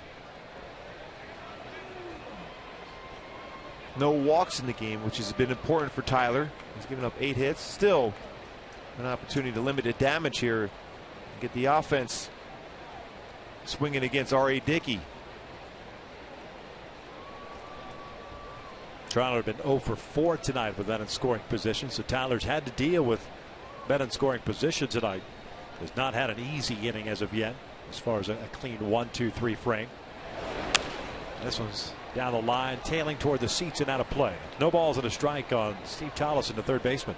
And you're seeing the Jays swinging a lot of first pitches because Tyler's been around the strike zone consistently with his fastball first pitch. 20 batters faced, 17. Make that 18 first pitch strikes.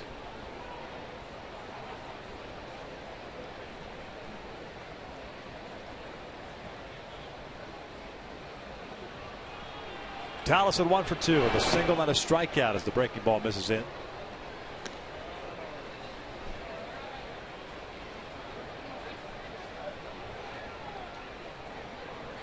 Haven't seen the changeup from Tyler that was very effective. He threw some very good ones in Chicago, Victor. Yeah. You're right. Tolley at second, Reyes at first. This one's driven down the left field line. Cowgill moving in toward the corner, makes a catch. Nobody's tagging. 2 outs. Unfortunately enough, just got in enough against Tolson. That was a dangerous elevated fastball. Why would you go from one start and where some of your pitchers have been very effective, and in that start against Chicago, the changeup was very effective for him, and then not even really busted out? We've seen a couple, but not as consistently as we saw against Chicago. Warming up in the bullpen before the game, the field for his pitch. He has 4 very good pitches. Sometimes you may have 2, you might have 3, and on those special nights you have all 4 pitches working. Clearly he didn't have a feel for that one in the bullpen, but you still, in between innings, you try to establish that pitch because it's important to get them off your fastball. His fastball has been great, but they're timing the velocity of his fastball now. And 8 hits through 4+ innings now as Melky Cabrera settles into the batter's box. He hacks the first one and hits one over to Ibar. A little bit of a bobble. Fires to first. Low throw. Albert's got it. Nice play by Pujols. He's been playing some great defense at first base. Albert Pujols has. Saves Eric Ibar there. Toronto strikes for a run here in the 5th. We'll head to the bottom of the 5th. 1-0 Blue Jays.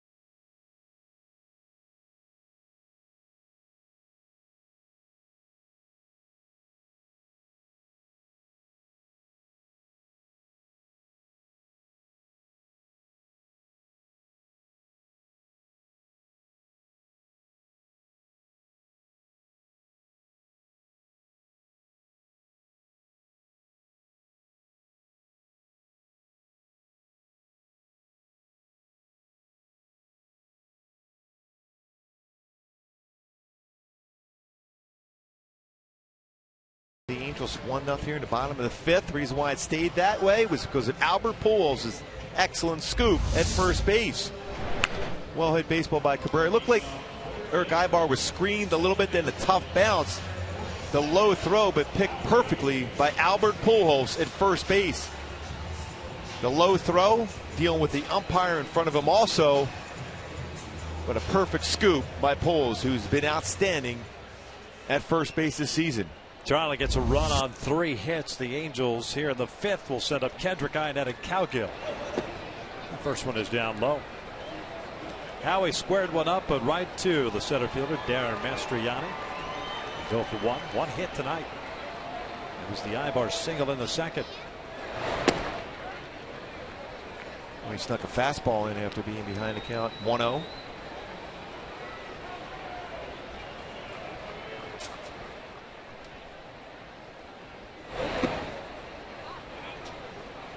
Two balls, 1 strike.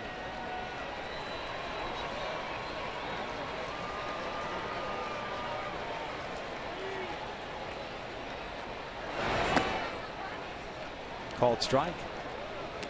Top part of the strike zone, according to David Rackley. Generally, knuckleball pitchers like warmer nights. It certainly was warm today and tonight here at the Big A. That's a called strike 3. Kendrick doesn't like the call. And it's the first out here, the 5th, 4th strikeout for Dickey. And now it's time for Tools of the Trade, presented by Ram Trucks. Chris Iannetta early in the game. Textbook. As far as the catch to throw, the transfer, perfect throw to third base. Carlson on the head first slide. Perfect throw from Chris Iannetta, who's been solid defensively and really hot offensively. Takes outside on the knuckleball. Chris drew a walk in the second, the only one issued by Dickey.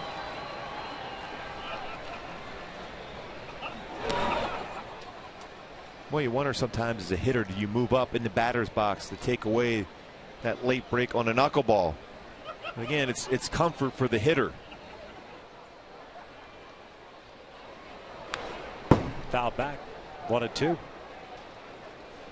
1 run, 8 hits, 5 left on for Toronto. No runs, 1 hit, 2 left on for the Angels.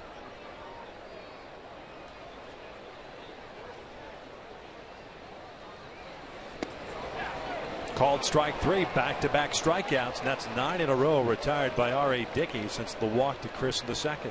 Last two both looking. And this knuckleball is really dancing when it's down in the strike zone.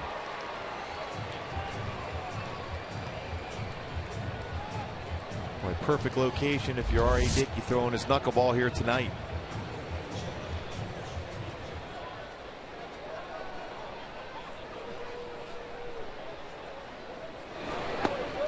Cowgill backs out. Looked like he asked for time and it was not granted. So it's an 0-1 count. Collin hit a fly ball to right field in the second.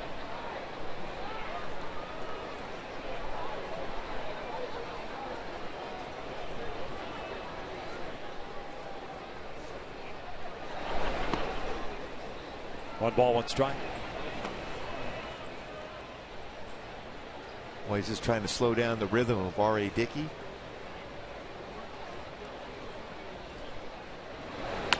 Ground ball toward the hole. Reyes to the backhand has it. Off balance throw and got him. The Angels go down in order. Nice play by Jose Reyes. 5 complete here at Angels Stadium. And it looks like maybe Mike Scioscia might even think about coming out. And well, when you work quickly and throw strikes, your defensive players behind you are going to make some very solid plays. And that was a solid play done by Jose Reyes and the stretch by Bautista.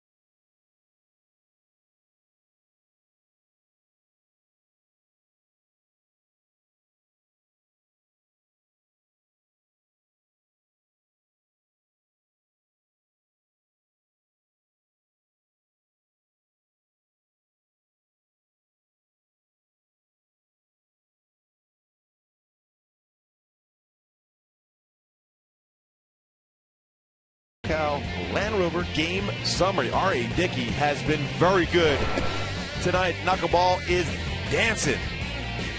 6 punch-outs in the game, and the big hit for Toronto in this game. Jose Reyes base hit just over Howie Kendrick, driving to Kawasaki, as Toronto leads this one 1-0 here in the top of the 6th. Bautista, Reimold, and Navarro due up for Toronto here the 6th inning. 4-5 and 6 for the Blue Jays.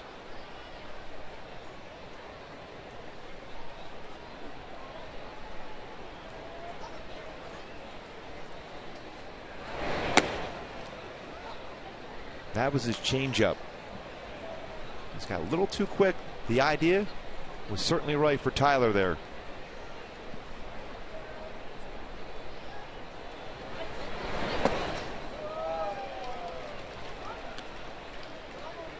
Bautista hitless tonight. A pop up to third and a fly ball to center.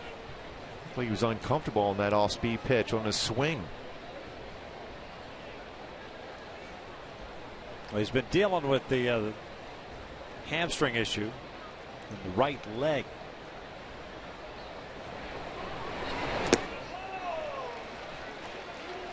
Well, you wanted a change-up? You got change-up in this sequence. And really, when you get a guy like that doing that, why not go back and throw another one? There's no reason why you shouldn't try it.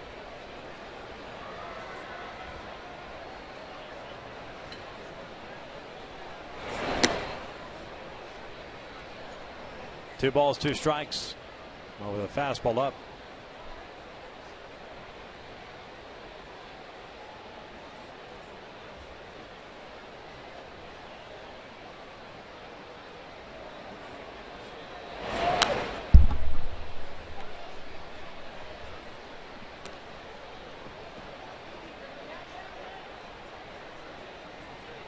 Now they've started the light wave here at the Big A.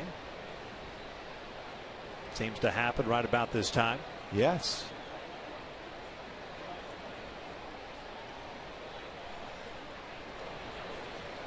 Another 2-2. Breaking ball. Now it's a full count. Oh, I wish I had that going when I was pitching. Put it behind the batter's eye. Do that. Distract the hitter.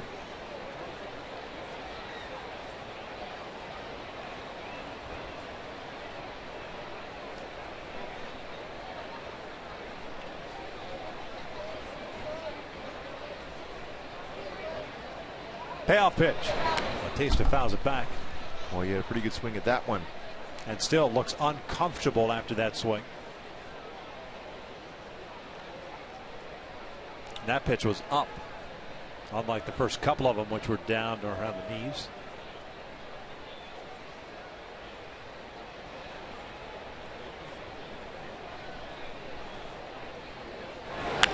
Off the end of the bat, and that is foul.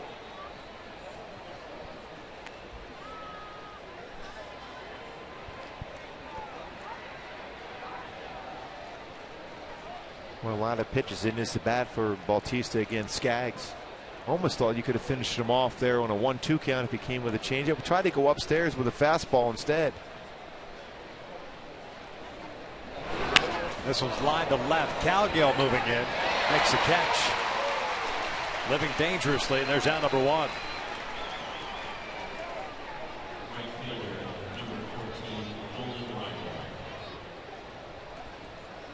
Good read by Calgill. Again, you have all those lights flashing too as an outfielder. That ball's hit right on the line. Almost dealing with the bank of lights too. On a line drive to a left fielder.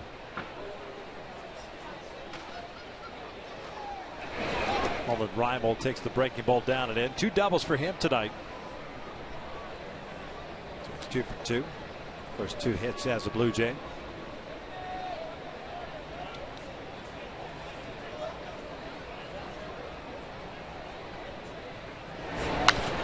Fell off to the right. I think it was Mark Burley when he was pitching for the White Sox. I think accused the Rangers or made mention about the Rangers in a game in Arlington. And perhaps something with the lights out there. I think the Rangers got to him one night. That the Angels were, or the Texas Rangers, I should say, were using lights to kind of pass the signs along. There's a strike, 1-2. What would he make of this? The old light wave. Hitting is so hard to do to begin with, and you don't have much time to react on any pitch. all you do as a hitter is hope for a mistake during a sequence in which you see a pitcher. If he's got good stuff, he doesn't make mistakes. It's very difficult to make good contact. Didn't somebody complain about the Blue Jays at the Rogers Center a couple years ago? And back in the day with the Cleveland Indians in Cleveland. At that point, Jacobs Field.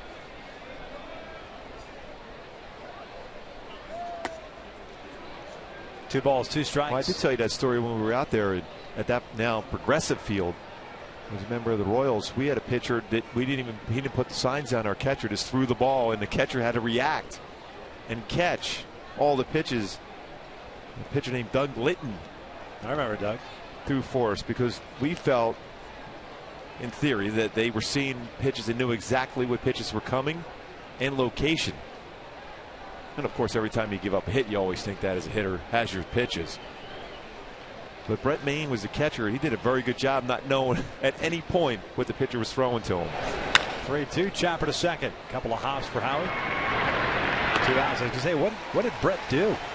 He just to earn that. No. To earn that honor of catching with no signs. Well, he's put down the wrong signs the other games. It was all his fault. He was a very good defensive catcher. And he sat right down the middle of the plate and just reacted, turned the glove one way to the other way. And Doug Linton threw the ball well. It was early in the game, putting down the sign, scored some runs, and then he went 5 or 6 shutout innings after that. That's when you hope your pitcher's a pitch to contact guy. And quick outs. No strikeouts. Navarro fouls this one. Yeah, can you imagine trying to do that with Garrett Richards? With his fastball and slider. Yeah. Just throw what you want. Nah, not so much. A misplay by a fan of the club level in the first row. In and out of the glove.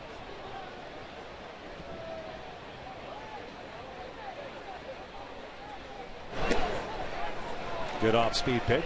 No balls, 2 strikes. Fan a chance to catch, but unable to bring it in. Clank. Frustrated. Yeah. His wife looking at him. Now I know where my skillet is at. This is a broken bat bounce over to third. Plenty of time to throw out the bar, and it's a 1-2-3 inning for Skaggs. First time tonight he's retired the side of the order. We head to the bottom of the 6th. Toronto on top 1-0.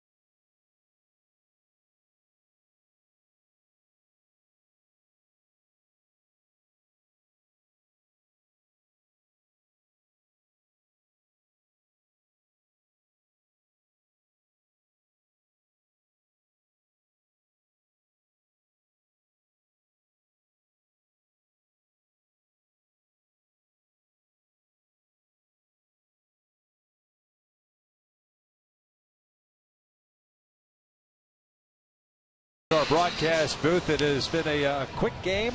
Tyler Skaggs has weaved in and out of some trouble, limiting the damage to just 1 run, but the Angels have yet to figure out R.A. Dickey, the knuckleballer. Yeah, Tyler's throwing a lot of strikes, but R.A. Dickey, that knuckleball has been working downstairs. We talked about how important it is to be able to elevate the knuckleball, but he stayed downstairs with some great late movement, getting some called third strikes, 5 punch-outs in the game, just 1 hit allowed. You might want to step out and just try to throw him off his rhythm at this point, because he's in a groove right now. 71 pitches, 5 strikeouts, 1 walk, 1 hit allowed. The single by Eric Ibar in the 2nd.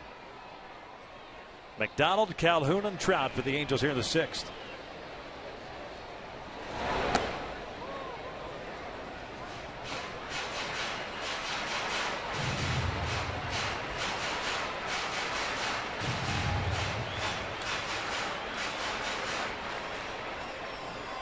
McDonald 0 for 1, the strikeout victim in the third.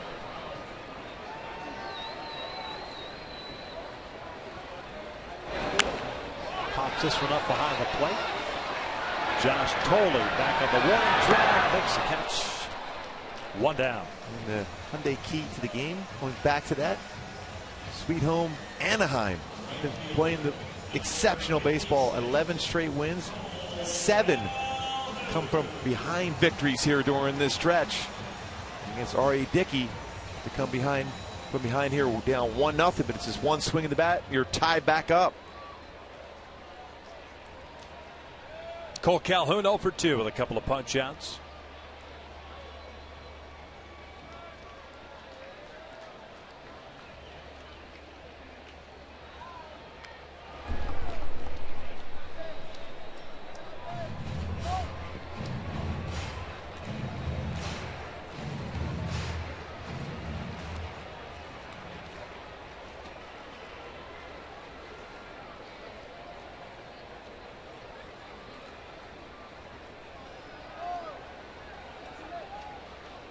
'70th pitch of the night for R.A. Dickey's cut on and missed, and it is 0-2.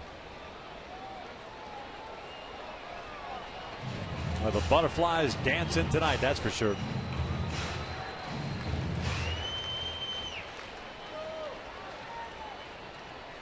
Well, he's barely moved off the pitching rubber this entire game. Ground ball towards second. Kawasaki's got it. 2 outs.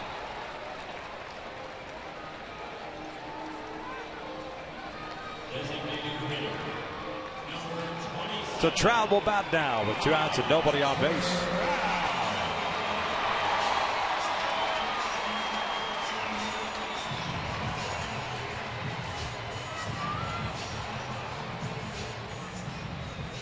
Trout the DH tonight. A couple of fly ball outs, 1 to center, 1 to right. That one missed in. 4th game for Trout as a DH. 5 for 13 prior to tonight.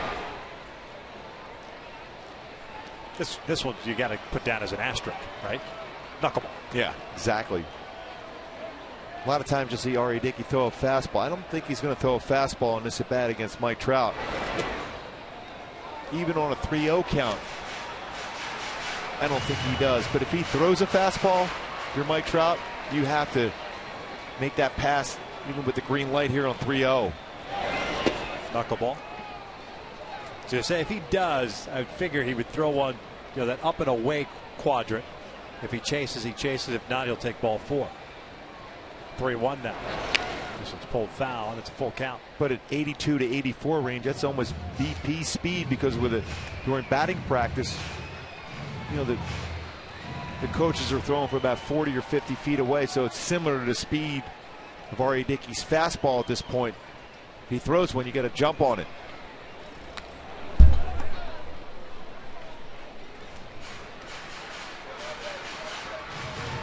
Count still full.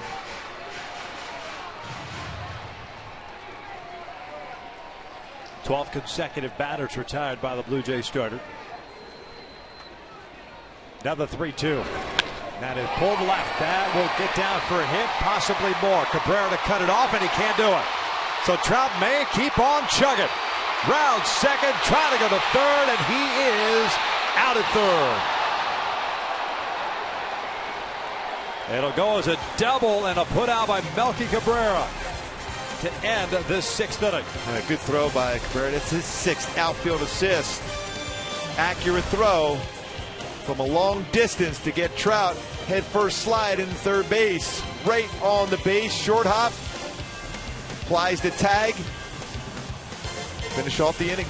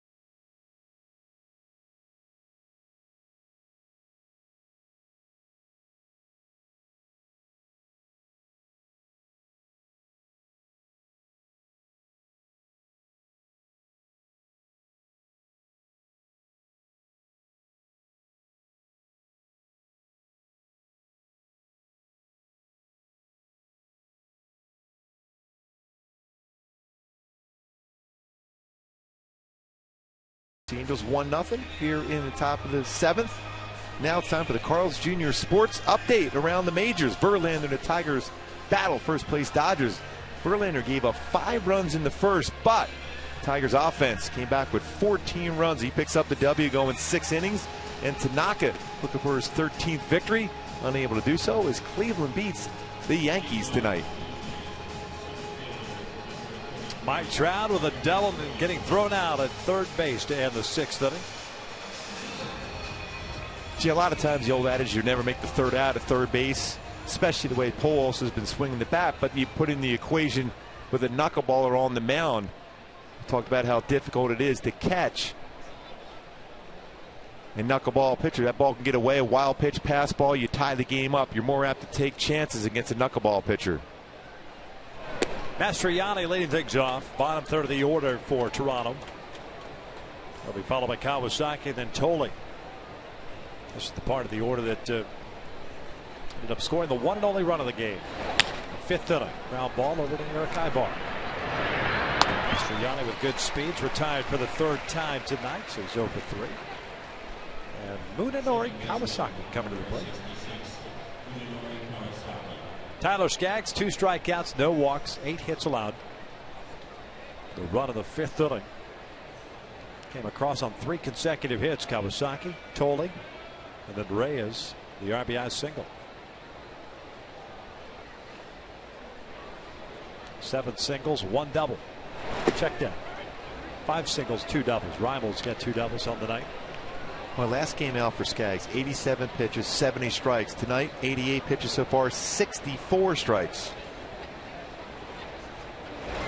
And without his best stuff, would you make that argument? Yeah, certainly on his breaking pitches haven't been as consistent. His fastball and velocity very good, but the feel for his breaking ball in particular hasn't been quite as good as we've seen. But very solid outing though.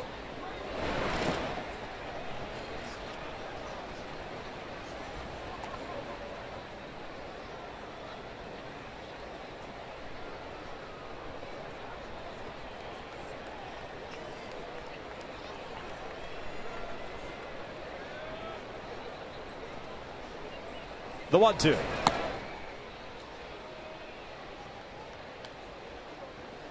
Missing outside. 2 balls, 2 strikes.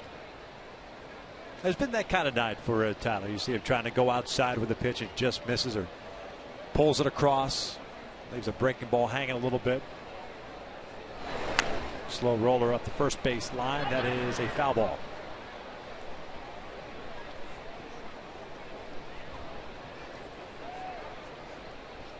Very close to hitting the base as it rolled down that first baseline.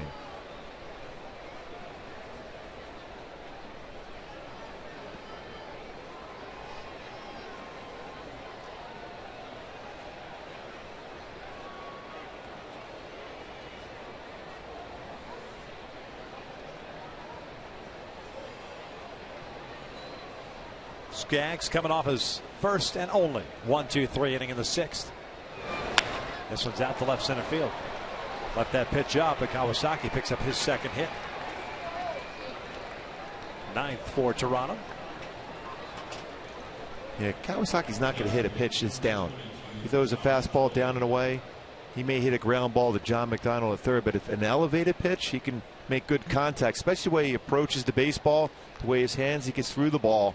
There's a better chance to make a good contact with something elevated. Josh Tolley had a base hit through the right side in the 5th inning. So he's 1 for 2 tonight.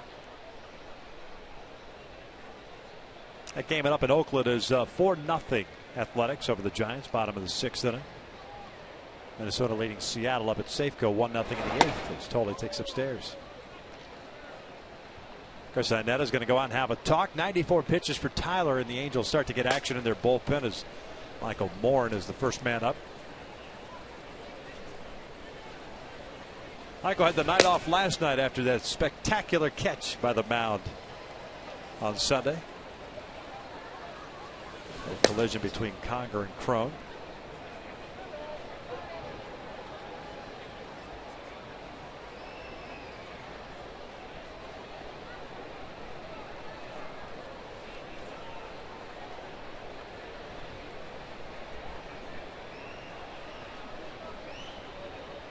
Kawasaki was on the move on an 0-2 count with Tole at the plate last time. He ended up at third base on the base hit. That one's inside, 2-0. Well, especially with Reyes on deck, this is the guy, if you're Tyler Skaggs, you want to get right now.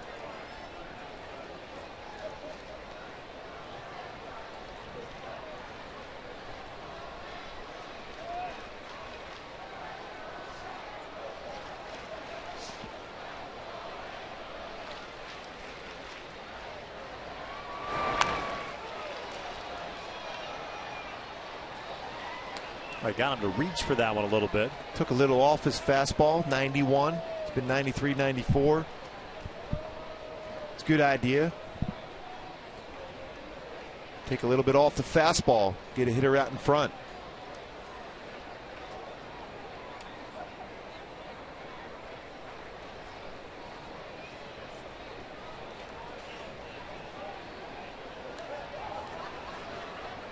Two on down. Totally fouls it back. Evens up the count.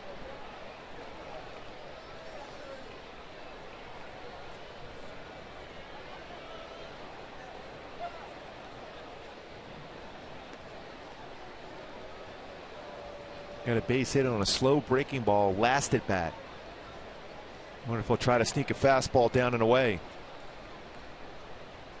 It's Kevin Seitzer, the hitting coach for the Blue Jays. As we mentioned, Kawasaki on the move the last time that Tole was in this situation. You wonder if he's on the move here.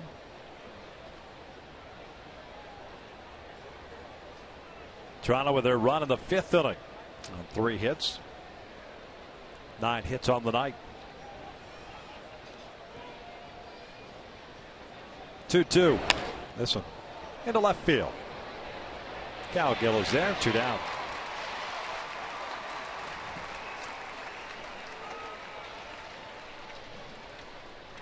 Anyway, Tyler's done an excellent job. Mike Scioscia needing the length from a starting pitcher here tonight.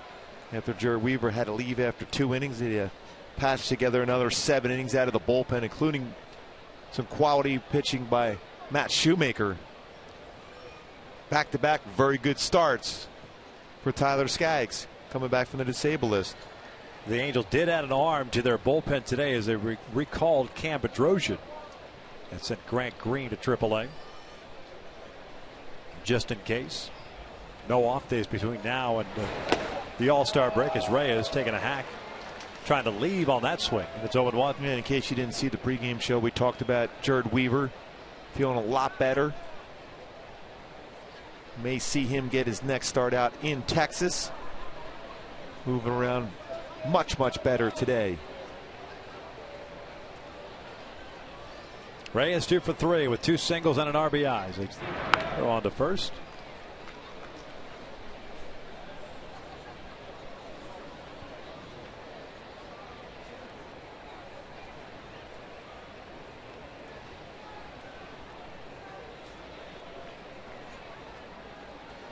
Reyes last year at 296 in 93 games for Toronto. Drives this one out to left field. Colin Cowgill giving chase at the wall. That is gone. 3-0 Toronto as Reyes picks up his 7th home run of the season. And that's his first as a right-handed batter. Boy, and after his first swing last at bat, hit a line drive, and this one, big swing, followed up with a 2-run home run, a huge home run for Toronto. Considering how R.A. Dickey has pitched right down the heart of the plate. The changeup, it kind of ran in instead of running away from a right-handed batter from Tyler.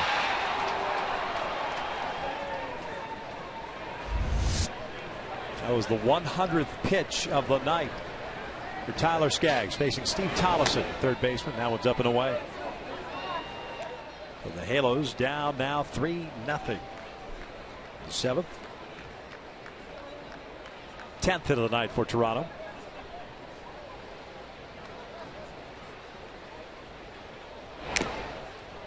Tollefson 1 for 3. A single back in the first, a strikeout in the third, and a fly to left in the fifth. And that's that changeup right there that he wanted to throw to Reyes instead of going away.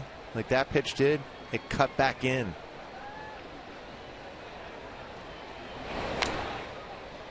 One ball, two strikes. 7th home run that Tyler has allowed this year.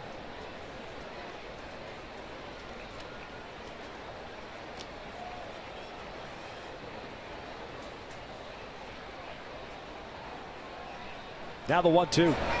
Back up the middle. It's a base hit. The 11th now of the night. That may be it for Tyler Skaggs.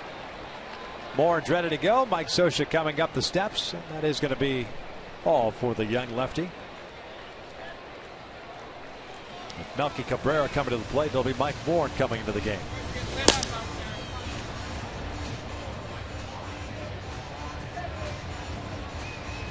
Pitching change here at the Big A. Toronto on top 3-0.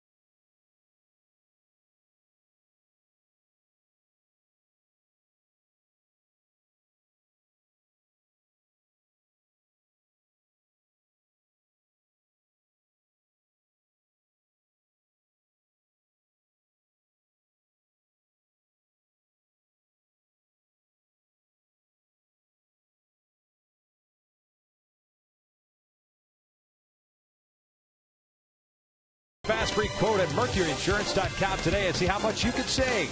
And buy Hyundai. Visit buyhyundai.com today. Toronto on top by the score of 3-0. A pitching change as Mike Scioscia's gone to the bullpen, taking Tyler Skaggs out, who allowed a career high 11 hits tonight. 3 runs, all earned.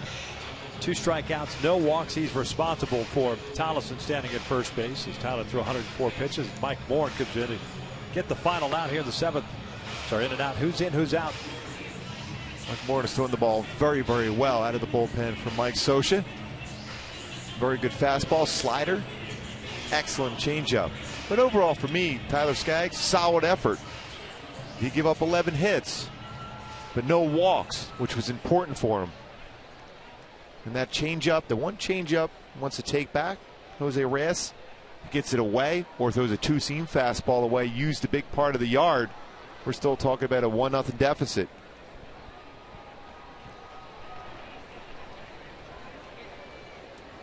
Cabrera 1 for 3, a single back in the first inning. 2 ground ball outs since.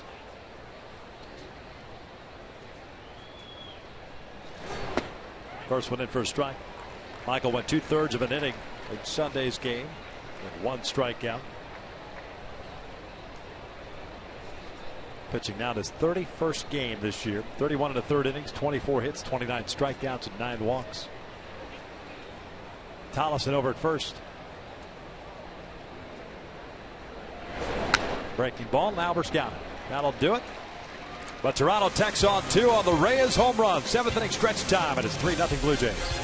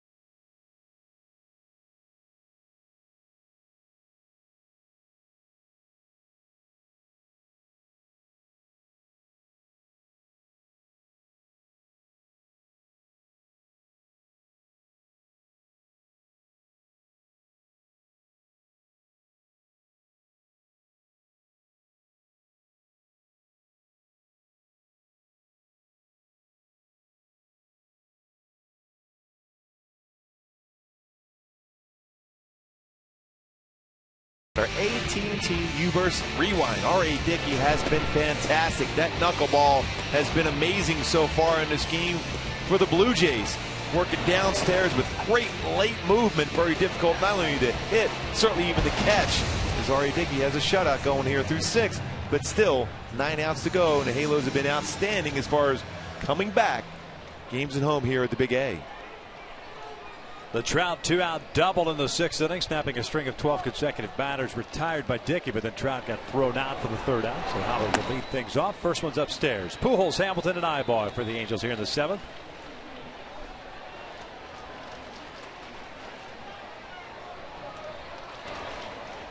Albert looks at the strike. He's hit a fly ball to right, and he's grounded out. And he changes speed with his knuckleball. That one he wants to make sure he's able to throw for a strike at 71. He'll throw it at 78, 79 also.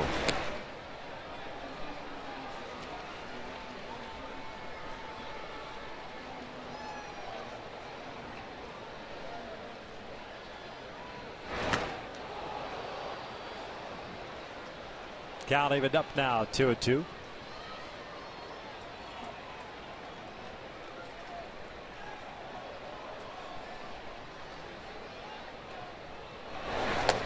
Full count. Hamilton on deck. A single by Ibar, a walk by Aneta, and the double by Trout, the only 3 base runners the Angels have had tonight.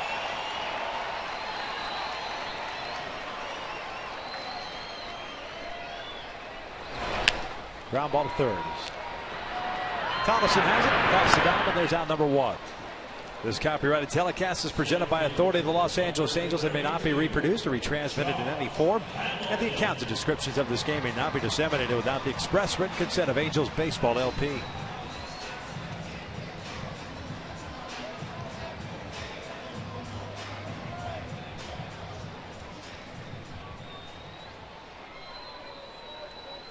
Hamilton with a ground ball to first and a pop to short. Skies this one to shallow left. Long run for Melky Cabrera toward the foul line. The left fielder is there. 2 down. When the defense has been solid behind R.A. Dickey tonight.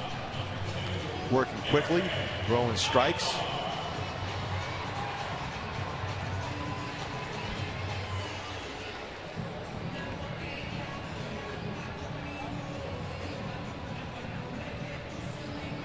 So up steps Ibar, 1 for 2.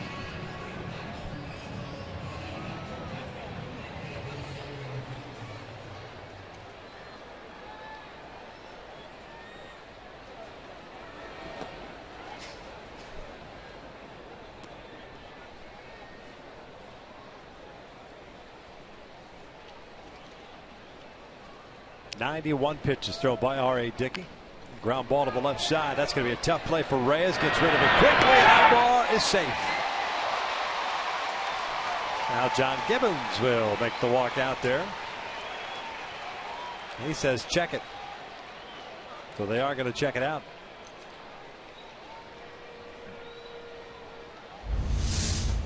Well, what a play by Reyes. I didn't think he would even make this play close, but quickly on the transfer, a solid throw.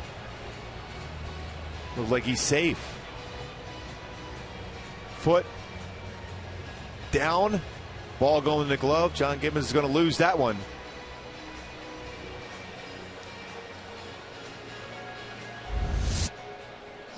Call on the field is saved. And we anticipate that will be affirmed. Now Kendrick would get an opportunity then. Well, what a play, though, by Reyes. Special player. And a foot on the base before the ball's in the glove.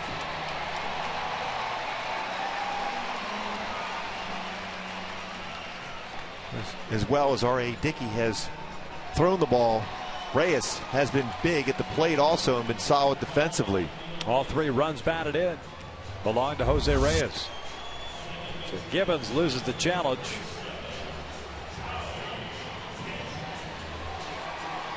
And Howie will bat here with 2 outs and a man on. Finale of this 3-game set tomorrow afternoon, 12:35 start. Marcus Stroman going for Toronto. C.J. Wilson on the mound for the Angels.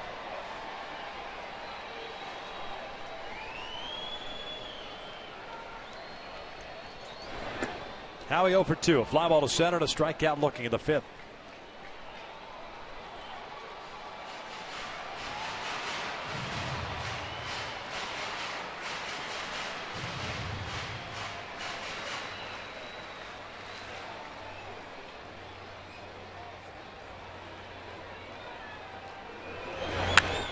That is line to right, a base hit. Ibar will turn and head to third.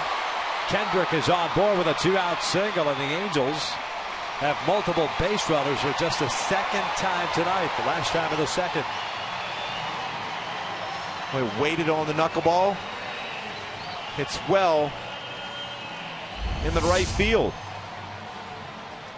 And elevated. That's your best opportunity to do some damage. And our guy Bar gets out of the way of that line drive. And this cruises into third base. As an outfielder, especially when you lead 3-0 late in the game, you're going to throw it to second base to avoid 2 runners getting into the scoring position. Pete Walker, the pitching coach, out to pay a visit. Action going now in the Blue Jays bullpen. Right-hander Dustin McGowan is the first man up.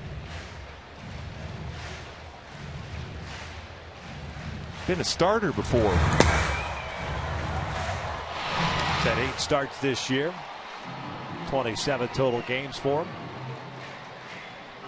So a little stall tactic here to allow McGowan the opportunity to get loose. Chris Arnett is 0 for 1. Walked in the 2nd, struck out looking in the 5th.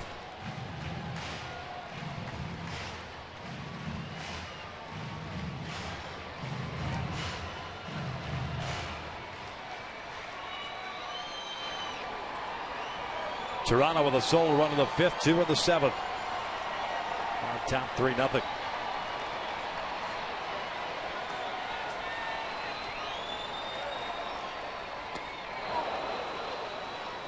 Oh, and 1. We tried to get that elevated knuckleball.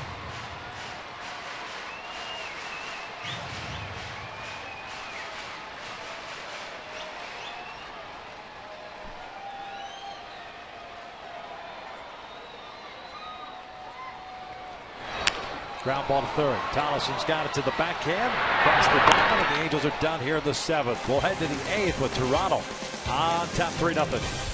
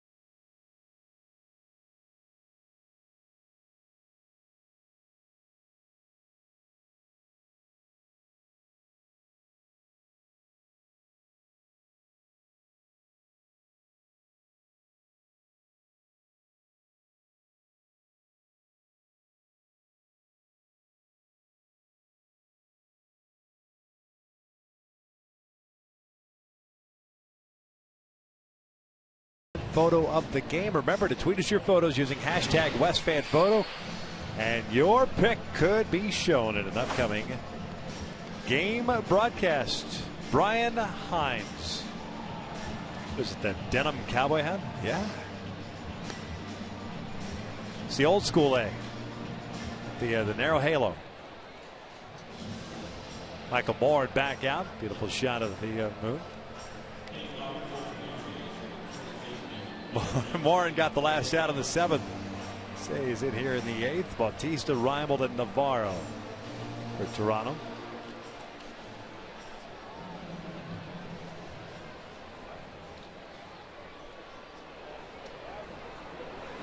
Bautista, the first baseman, 0 for 3. 3 fly ball outs, although the last one can say was more of a line drive to Colin Cowgill left.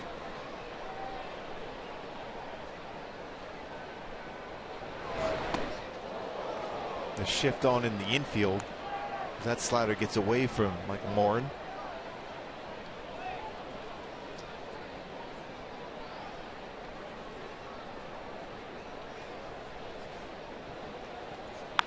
This one pulled foul. Evens up the count at 1-1.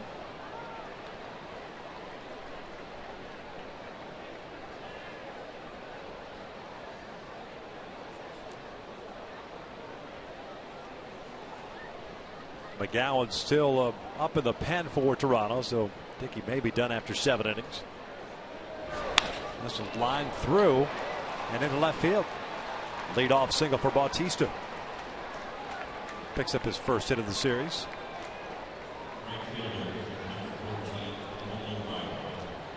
That'll bring up Nolan Reimold. Mentioned that catch that Morin made on Sunday after Crone and Conger combined it. He was just in the right place at the right time. Yeah, I talked to him about this play. He saw Hank Conger going back, knew it was going to be a difficult play, so he just stayed down, and that's how he was able to react. Told me if he's standing straight up, there's no way he's going to be able to make that play, but down low, dives and makes an unbelievable play. Reimold fouls it off. It's no balls and a strike.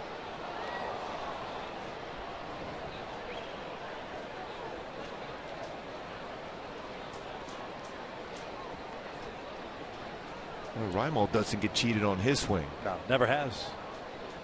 You know, when it's all said and done, it probably been the easiest play for Morin to just take that pop-up. Yeah, originally he said he called it. And then, as usual, as a pitcher, you're directing traffic, getting out of the way. I love the whole directing traffic thing. Yeah.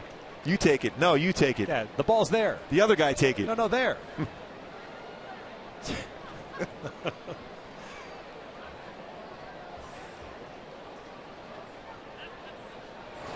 Swing and a miss on the changeup. Down goes Reimold, 1 down.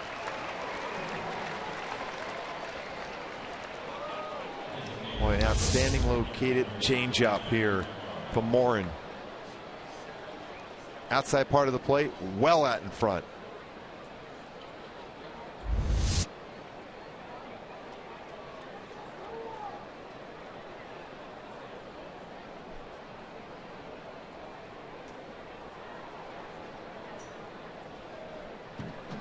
Here's Gianna Navarro, the DH tonight.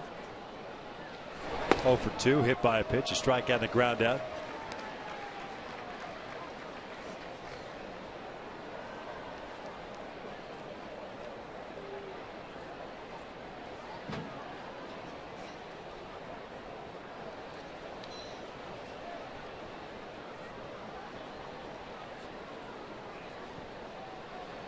Oh, 1.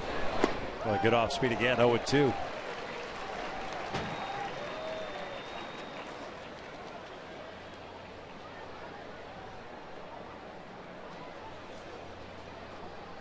Well, some real good change-ups here to Navarro so far in the sequence.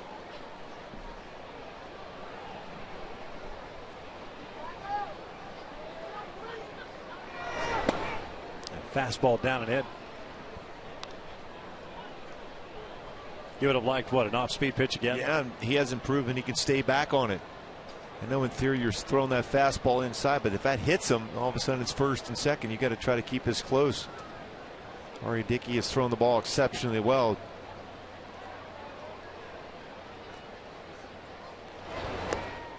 Bautista takes off. The throw to second is in time, but off the glove of Ibar. And so Bautista will reach his 4th stolen base.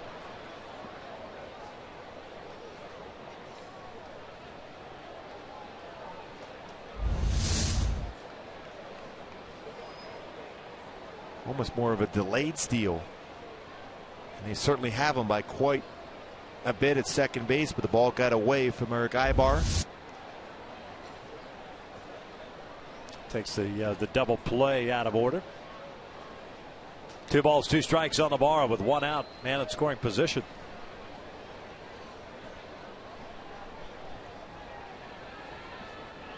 Mastriani on deck. Just got a piece of that changeup. 38,111 here tonight. Game 2 of this 3-game set. Halos will have 6 outs to try to come back against Toronto, make it 12 in a row at home. Try to tie a franchise best that was set back in 1967 of 12 consecutive home victories. Toronto's trying to snap a 5-game losing streak. They lead at 3-0 here in the 8th. This one's out to left center field, and it's going to be 4-0 now.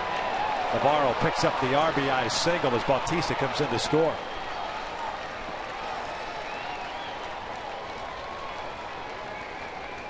.13th hit of the night for the Blue Jays. Navarro went down and got this pitch. Fastball. Serves it into left center field for an RBI single.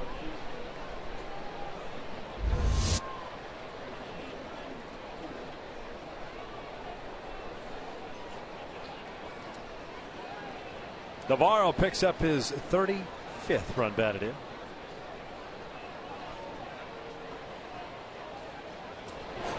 Mastriani fouls it off to the right. 0 for 3 tonight. To Thatcher, the lefty up. Joe pitched last night. Retired the 2 batters that he faced.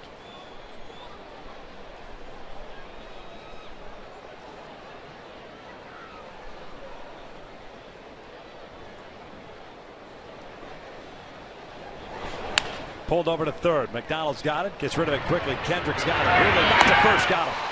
What a turn. Inning-ending double play. And Toronto tacks on a run as we head to the bottom of the 8th. Blue Jays lead at 4-0.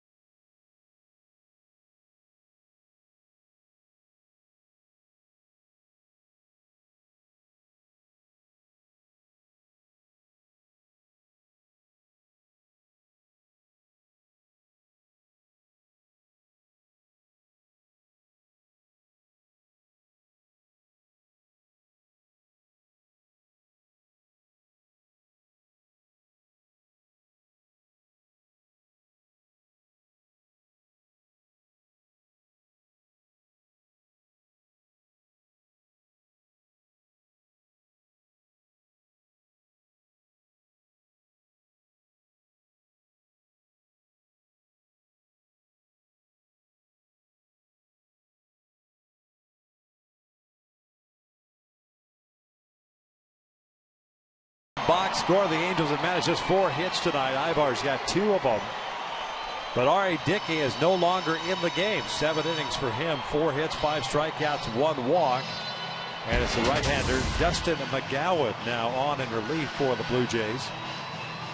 96 pitches thrown by R.A. Dickey, and threw the ball exceptionally well. He kept the Angels off balance all night. And McGowan coming in with a power fastball after the knuckleball from R.A. Dickey. Not an easy task if you're a hitter at this point. McGowan, fastballs 91 to 95. Sliders, got a good slider. Occasional curveball and a solid changeup. The right-hander now 32 years of age. Last year, pitched 25 games. Just a considerable amount of time. A strained right oblique. But had good numbers when he did pitch in the big leagues. He'll be facing 8-9-1 Cowgill, McDonald, and Calhoun. Barring any pinch hitters, looks like David Freese has actually come out to the on-deck circle. So John McDonald's night may be done.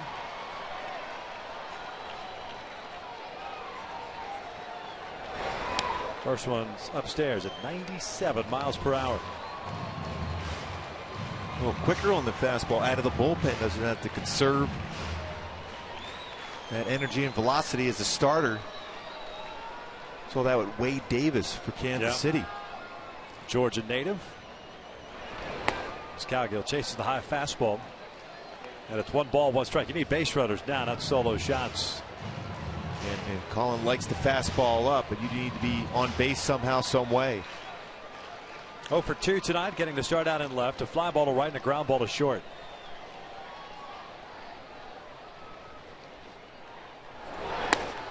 One and 2. McGowan, a first round pick, supplemental first round pick back in 2000. Well, when you think about it, though, you're facing a knuckleball pitcher the whole game. He's around 75, 76, and all of a sudden you're dealing with 97. Not an easy thing to do as a hitter. Nope. This is a guy that has persevered through a lot of injuries, a lot of shoulder problems, shoulder surgery. 1-2. Missed off the plate. 2 balls, 2 strikes.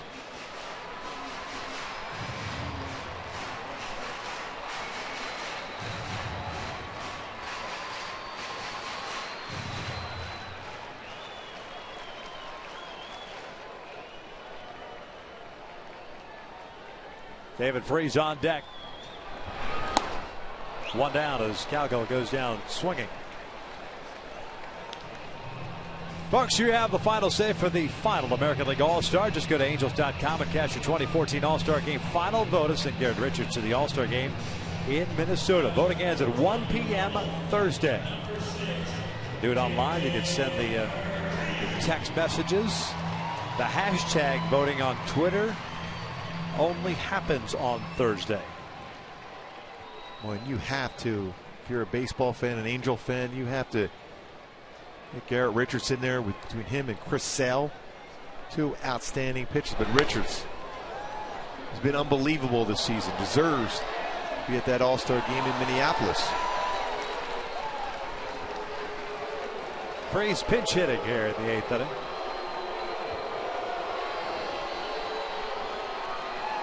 .250 average, 4 home runs, 27 runs batted in. 1 for 4 as a pinch hitter. That one, a pinch hit home run a couple of nights ago. That one was a little bit low. That's 1 ball, 1 strike.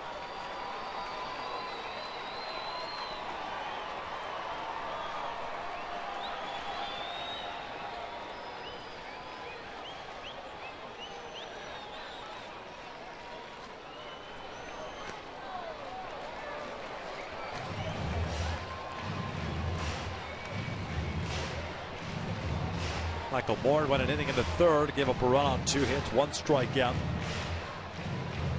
So Cam Bedrosian getting ready. Pitch the 9th.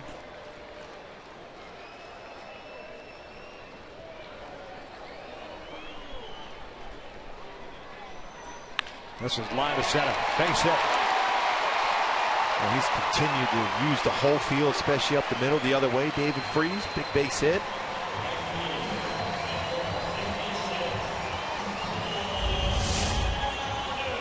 Short through the baseball and back up the middle for Freese.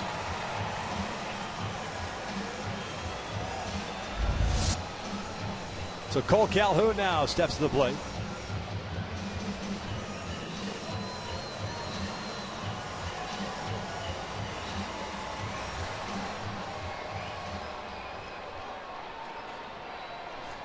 Cole 0 for 3. Couple of strikeouts and a ground down.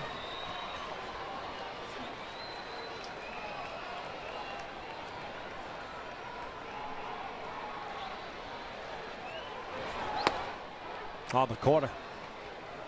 I should clarify, Bedrosian pitching the 9th, barring the Angels' big comeback here in the 8th. If they do, then you'll see someone else pitching the 9th inning. More than likely Joe Smith. Be nice to see Joe Smith come in.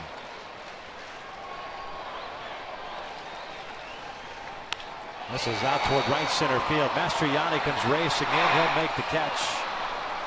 2 down. Probably could have made that on his feet, but not as dramatic, I guess. 2 down now. Trout coming up. Oh, McGowan has got serious velocity going from his fastball. 97, 98 consistently. Last pitch on Friday, July 4th. Faced Oakland and went 1 inning in that one.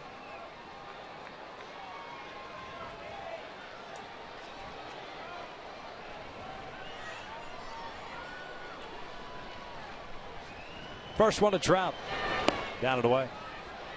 Now starting the season in the rotation, making 8 starts.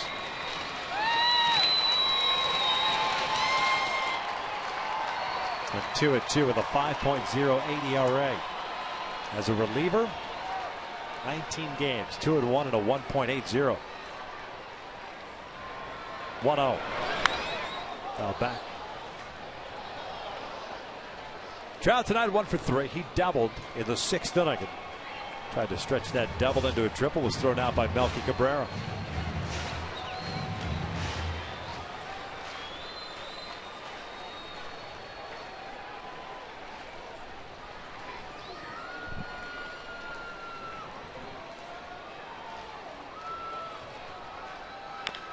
Ground ball rolled up the third base line, foul. Got him out in front on that breaking ball. 1-2 now. Well, you think you would, especially after trying to deal with 97, 98 on a fastball. You're trying to get that head out quicker. And the breaking pitch. Double the Trout hit in that 6th inning, his 24th of the year. Giving him 49 extra base hits this season.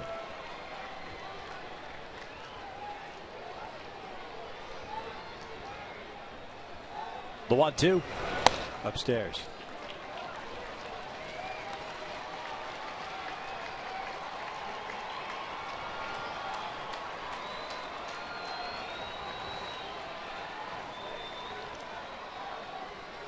Cardinals had some issues in their bullpen this year. Starters have been solid. Full count now. Freeze will be on the move on the next pitch.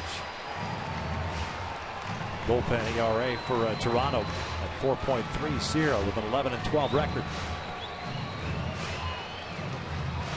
Angels at the start of the day with a bullpen ERA of 4. Dickey going 7 shutout innings tonight. McGowan trying to keep that intact, trying to finish off this 8th inning. Pujols on deck.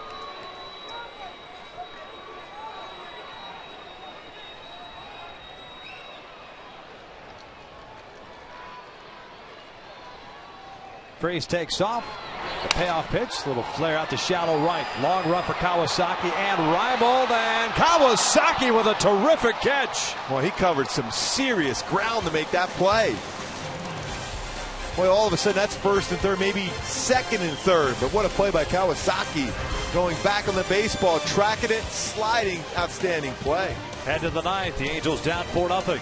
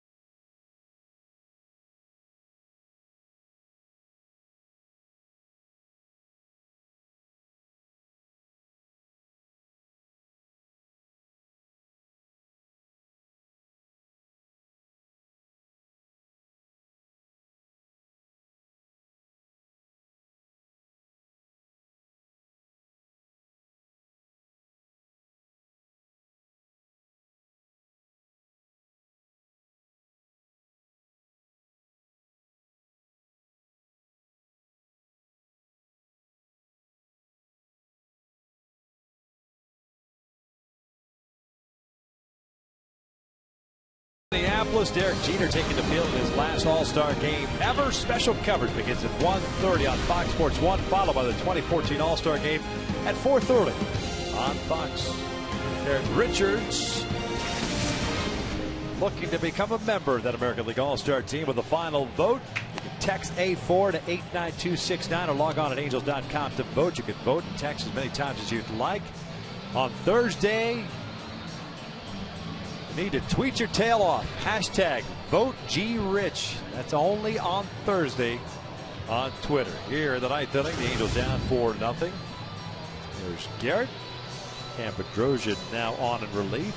Heck of a play by Munenori Kawasaki to finish off the bottom of the eighth inning, and Kawasaki will lead things off to face Bedrosian. I thought he had no chance to be able to cover that much ground. And that little flare by Mike Trout. Cam Bedrosian's first big league action since June the 19th on the season. 0-1 and an ERA of 14.29. He's had some issues, or had some issues, those last couple of outings at Cleveland and at Atlanta. Called up before the game today as Grant Green was sent down to AAA. Bottom line for Cam is not to overthrow, stay within his mechanics, get ahead of the count, and then finish off. He's got a very good swing and miss slider and solid changeup to go along with 93 to 96. David Freese stays in the game. He's over at third. Kawasaki takes outside. 2 for 3 tonight. 2 singles, 2 runs scored.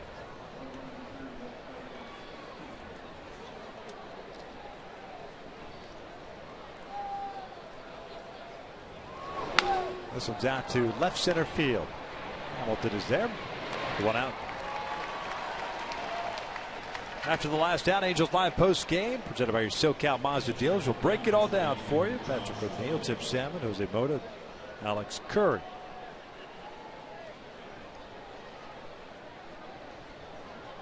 Angels will have to have a heck of a comeback in the bottom of the ninth, down by 4. If Bedrosian gets the job done here on the ninth, the Angels will have Pujols, Hamilton, and Ibar due up.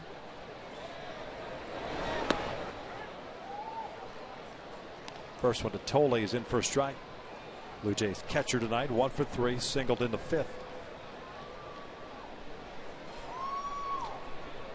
Oakland leading San Francisco 5-1 at the bottom of the 8th inning.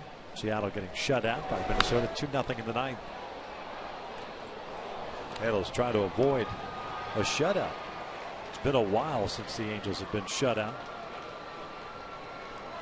Just once in their last 154 games. May 16th against the Rays. Count remains at 0-2. Well, the offense has been pretty consistent for a long period of time for Mike Scioscia. But again, it's a different beast when you're dealing with a knuckleball.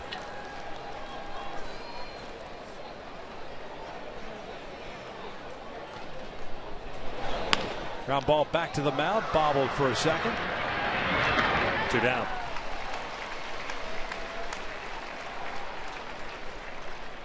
It'll bring up Jose Reyes. If R.A. Dickey is going to thank anybody, Reyes would be that guy. Couple of hits, 3 runs batted in. A 2-out, 2-run home run in the 7th to make it 3-0 Toronto. And then the Blue Jays tacked on a run in the 8th against Morin. 3 for 4 on the night. Back up the middle, and that's a base hit. A 4-hit night. Well, what we've seen from Reyes, he's been aggressive on the first pitch. Consistently looking for a fastball and letting it go on that first pitch. And you're going to have to deal with his speed.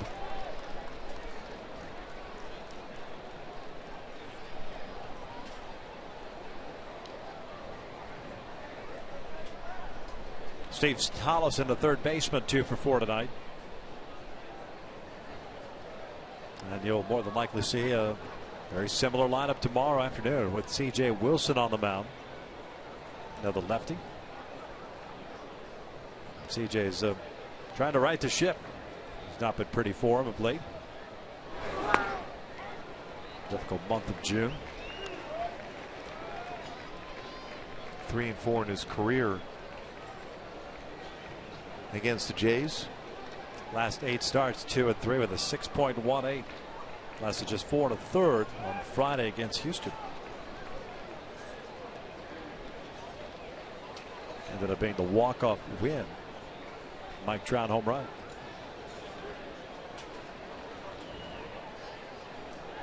No balls in the strike on Donaldson. Reyes over at first base.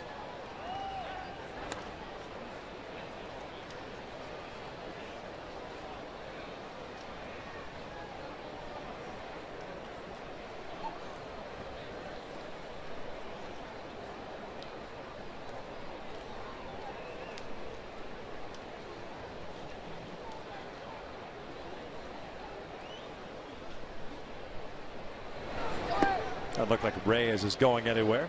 It's 0-2 on Townsend.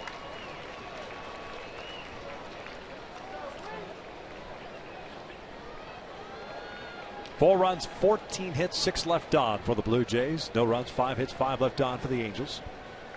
No action of the Blue Jays pen, so it looks like McGowan will be coming back out. This is lifted to right. Calhoun giving chase, but he's going to run out of room. Count remains at 0-2.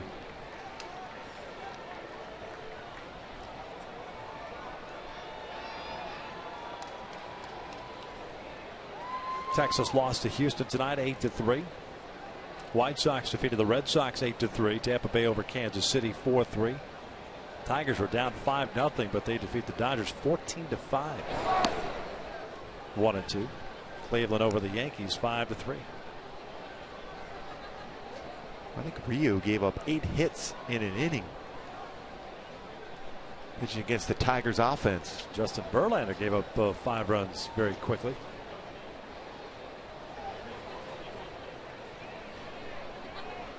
Here it's 4-0 Blue Jays.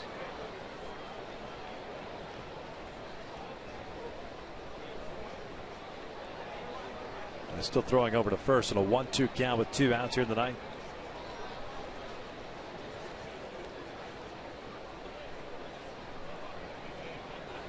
Big lead for Reyes at first now. Looks like he wants to go. He does.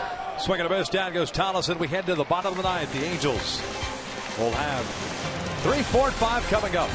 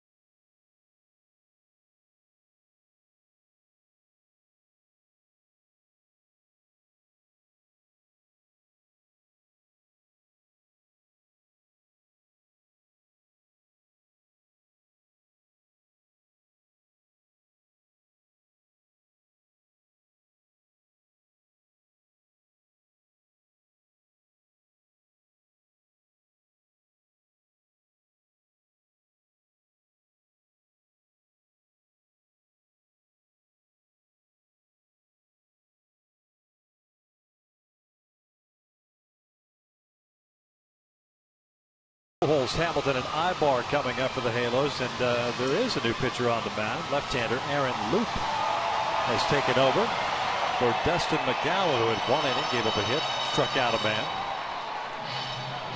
42nd game for Loop. Fastball is 90-94. Slider, good changeup. He's not allowed a home run in 41 2/3 innings pitched. So he's due. Well, the Angels have hit lefties well this year. .282 team batting average against lefties compared to .258 against right-handers.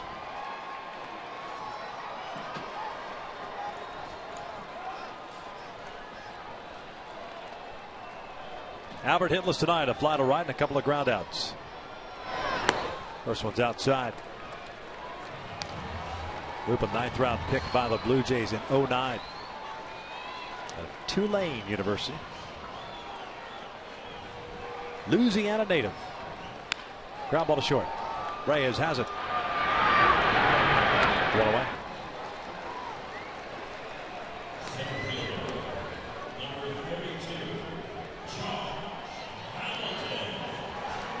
The Jays have been certainly solid defensively tonight, especially Reyes.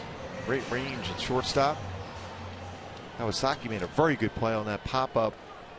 It looked like it was going to fall into the outfield grass for Mike Trout.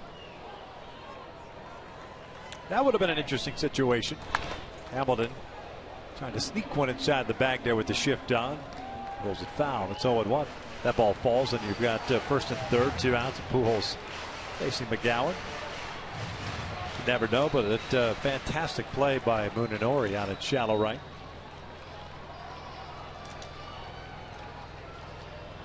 Hamilton tonight 0 for 3. A ground down, a couple of fly ball outs. Ground ball to the right side. Kawasaki just letting the good time rolls tonight. 2 outs. He knew we were talking about him. Yeah. So the Angels down to the last out here of the ninth.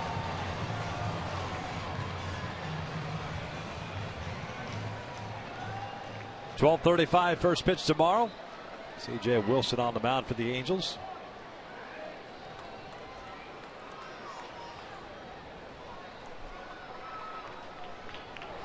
First one to Ibar, in for a strike. Eric, a 2-hit game, 2 for 3. A couple of singles and a ground out.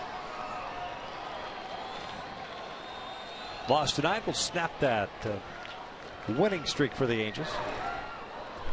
It will be their 15th loss at home. They would drop to a 31-15 here at the Big A this year.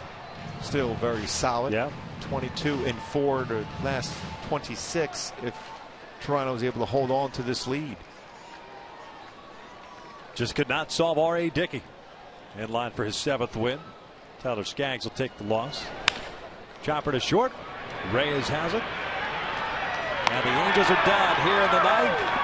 And in this ball game, as Toronto shuts down the Halos by the final of 4-0. And R.A. Dickey improves to 7-8. Tyler Skaggs throws the ball solid tonight, falls to 4-5. Jose Reyes, a big game, 4 hits, including a 2-run home on 3 RBI. The story of the game, the knuckleball of R.A. Dickey tonight. 4-0. Toronto wins it. Stick around. Angels Live post game with Patrick O'Neill and the Fellows is coming up next.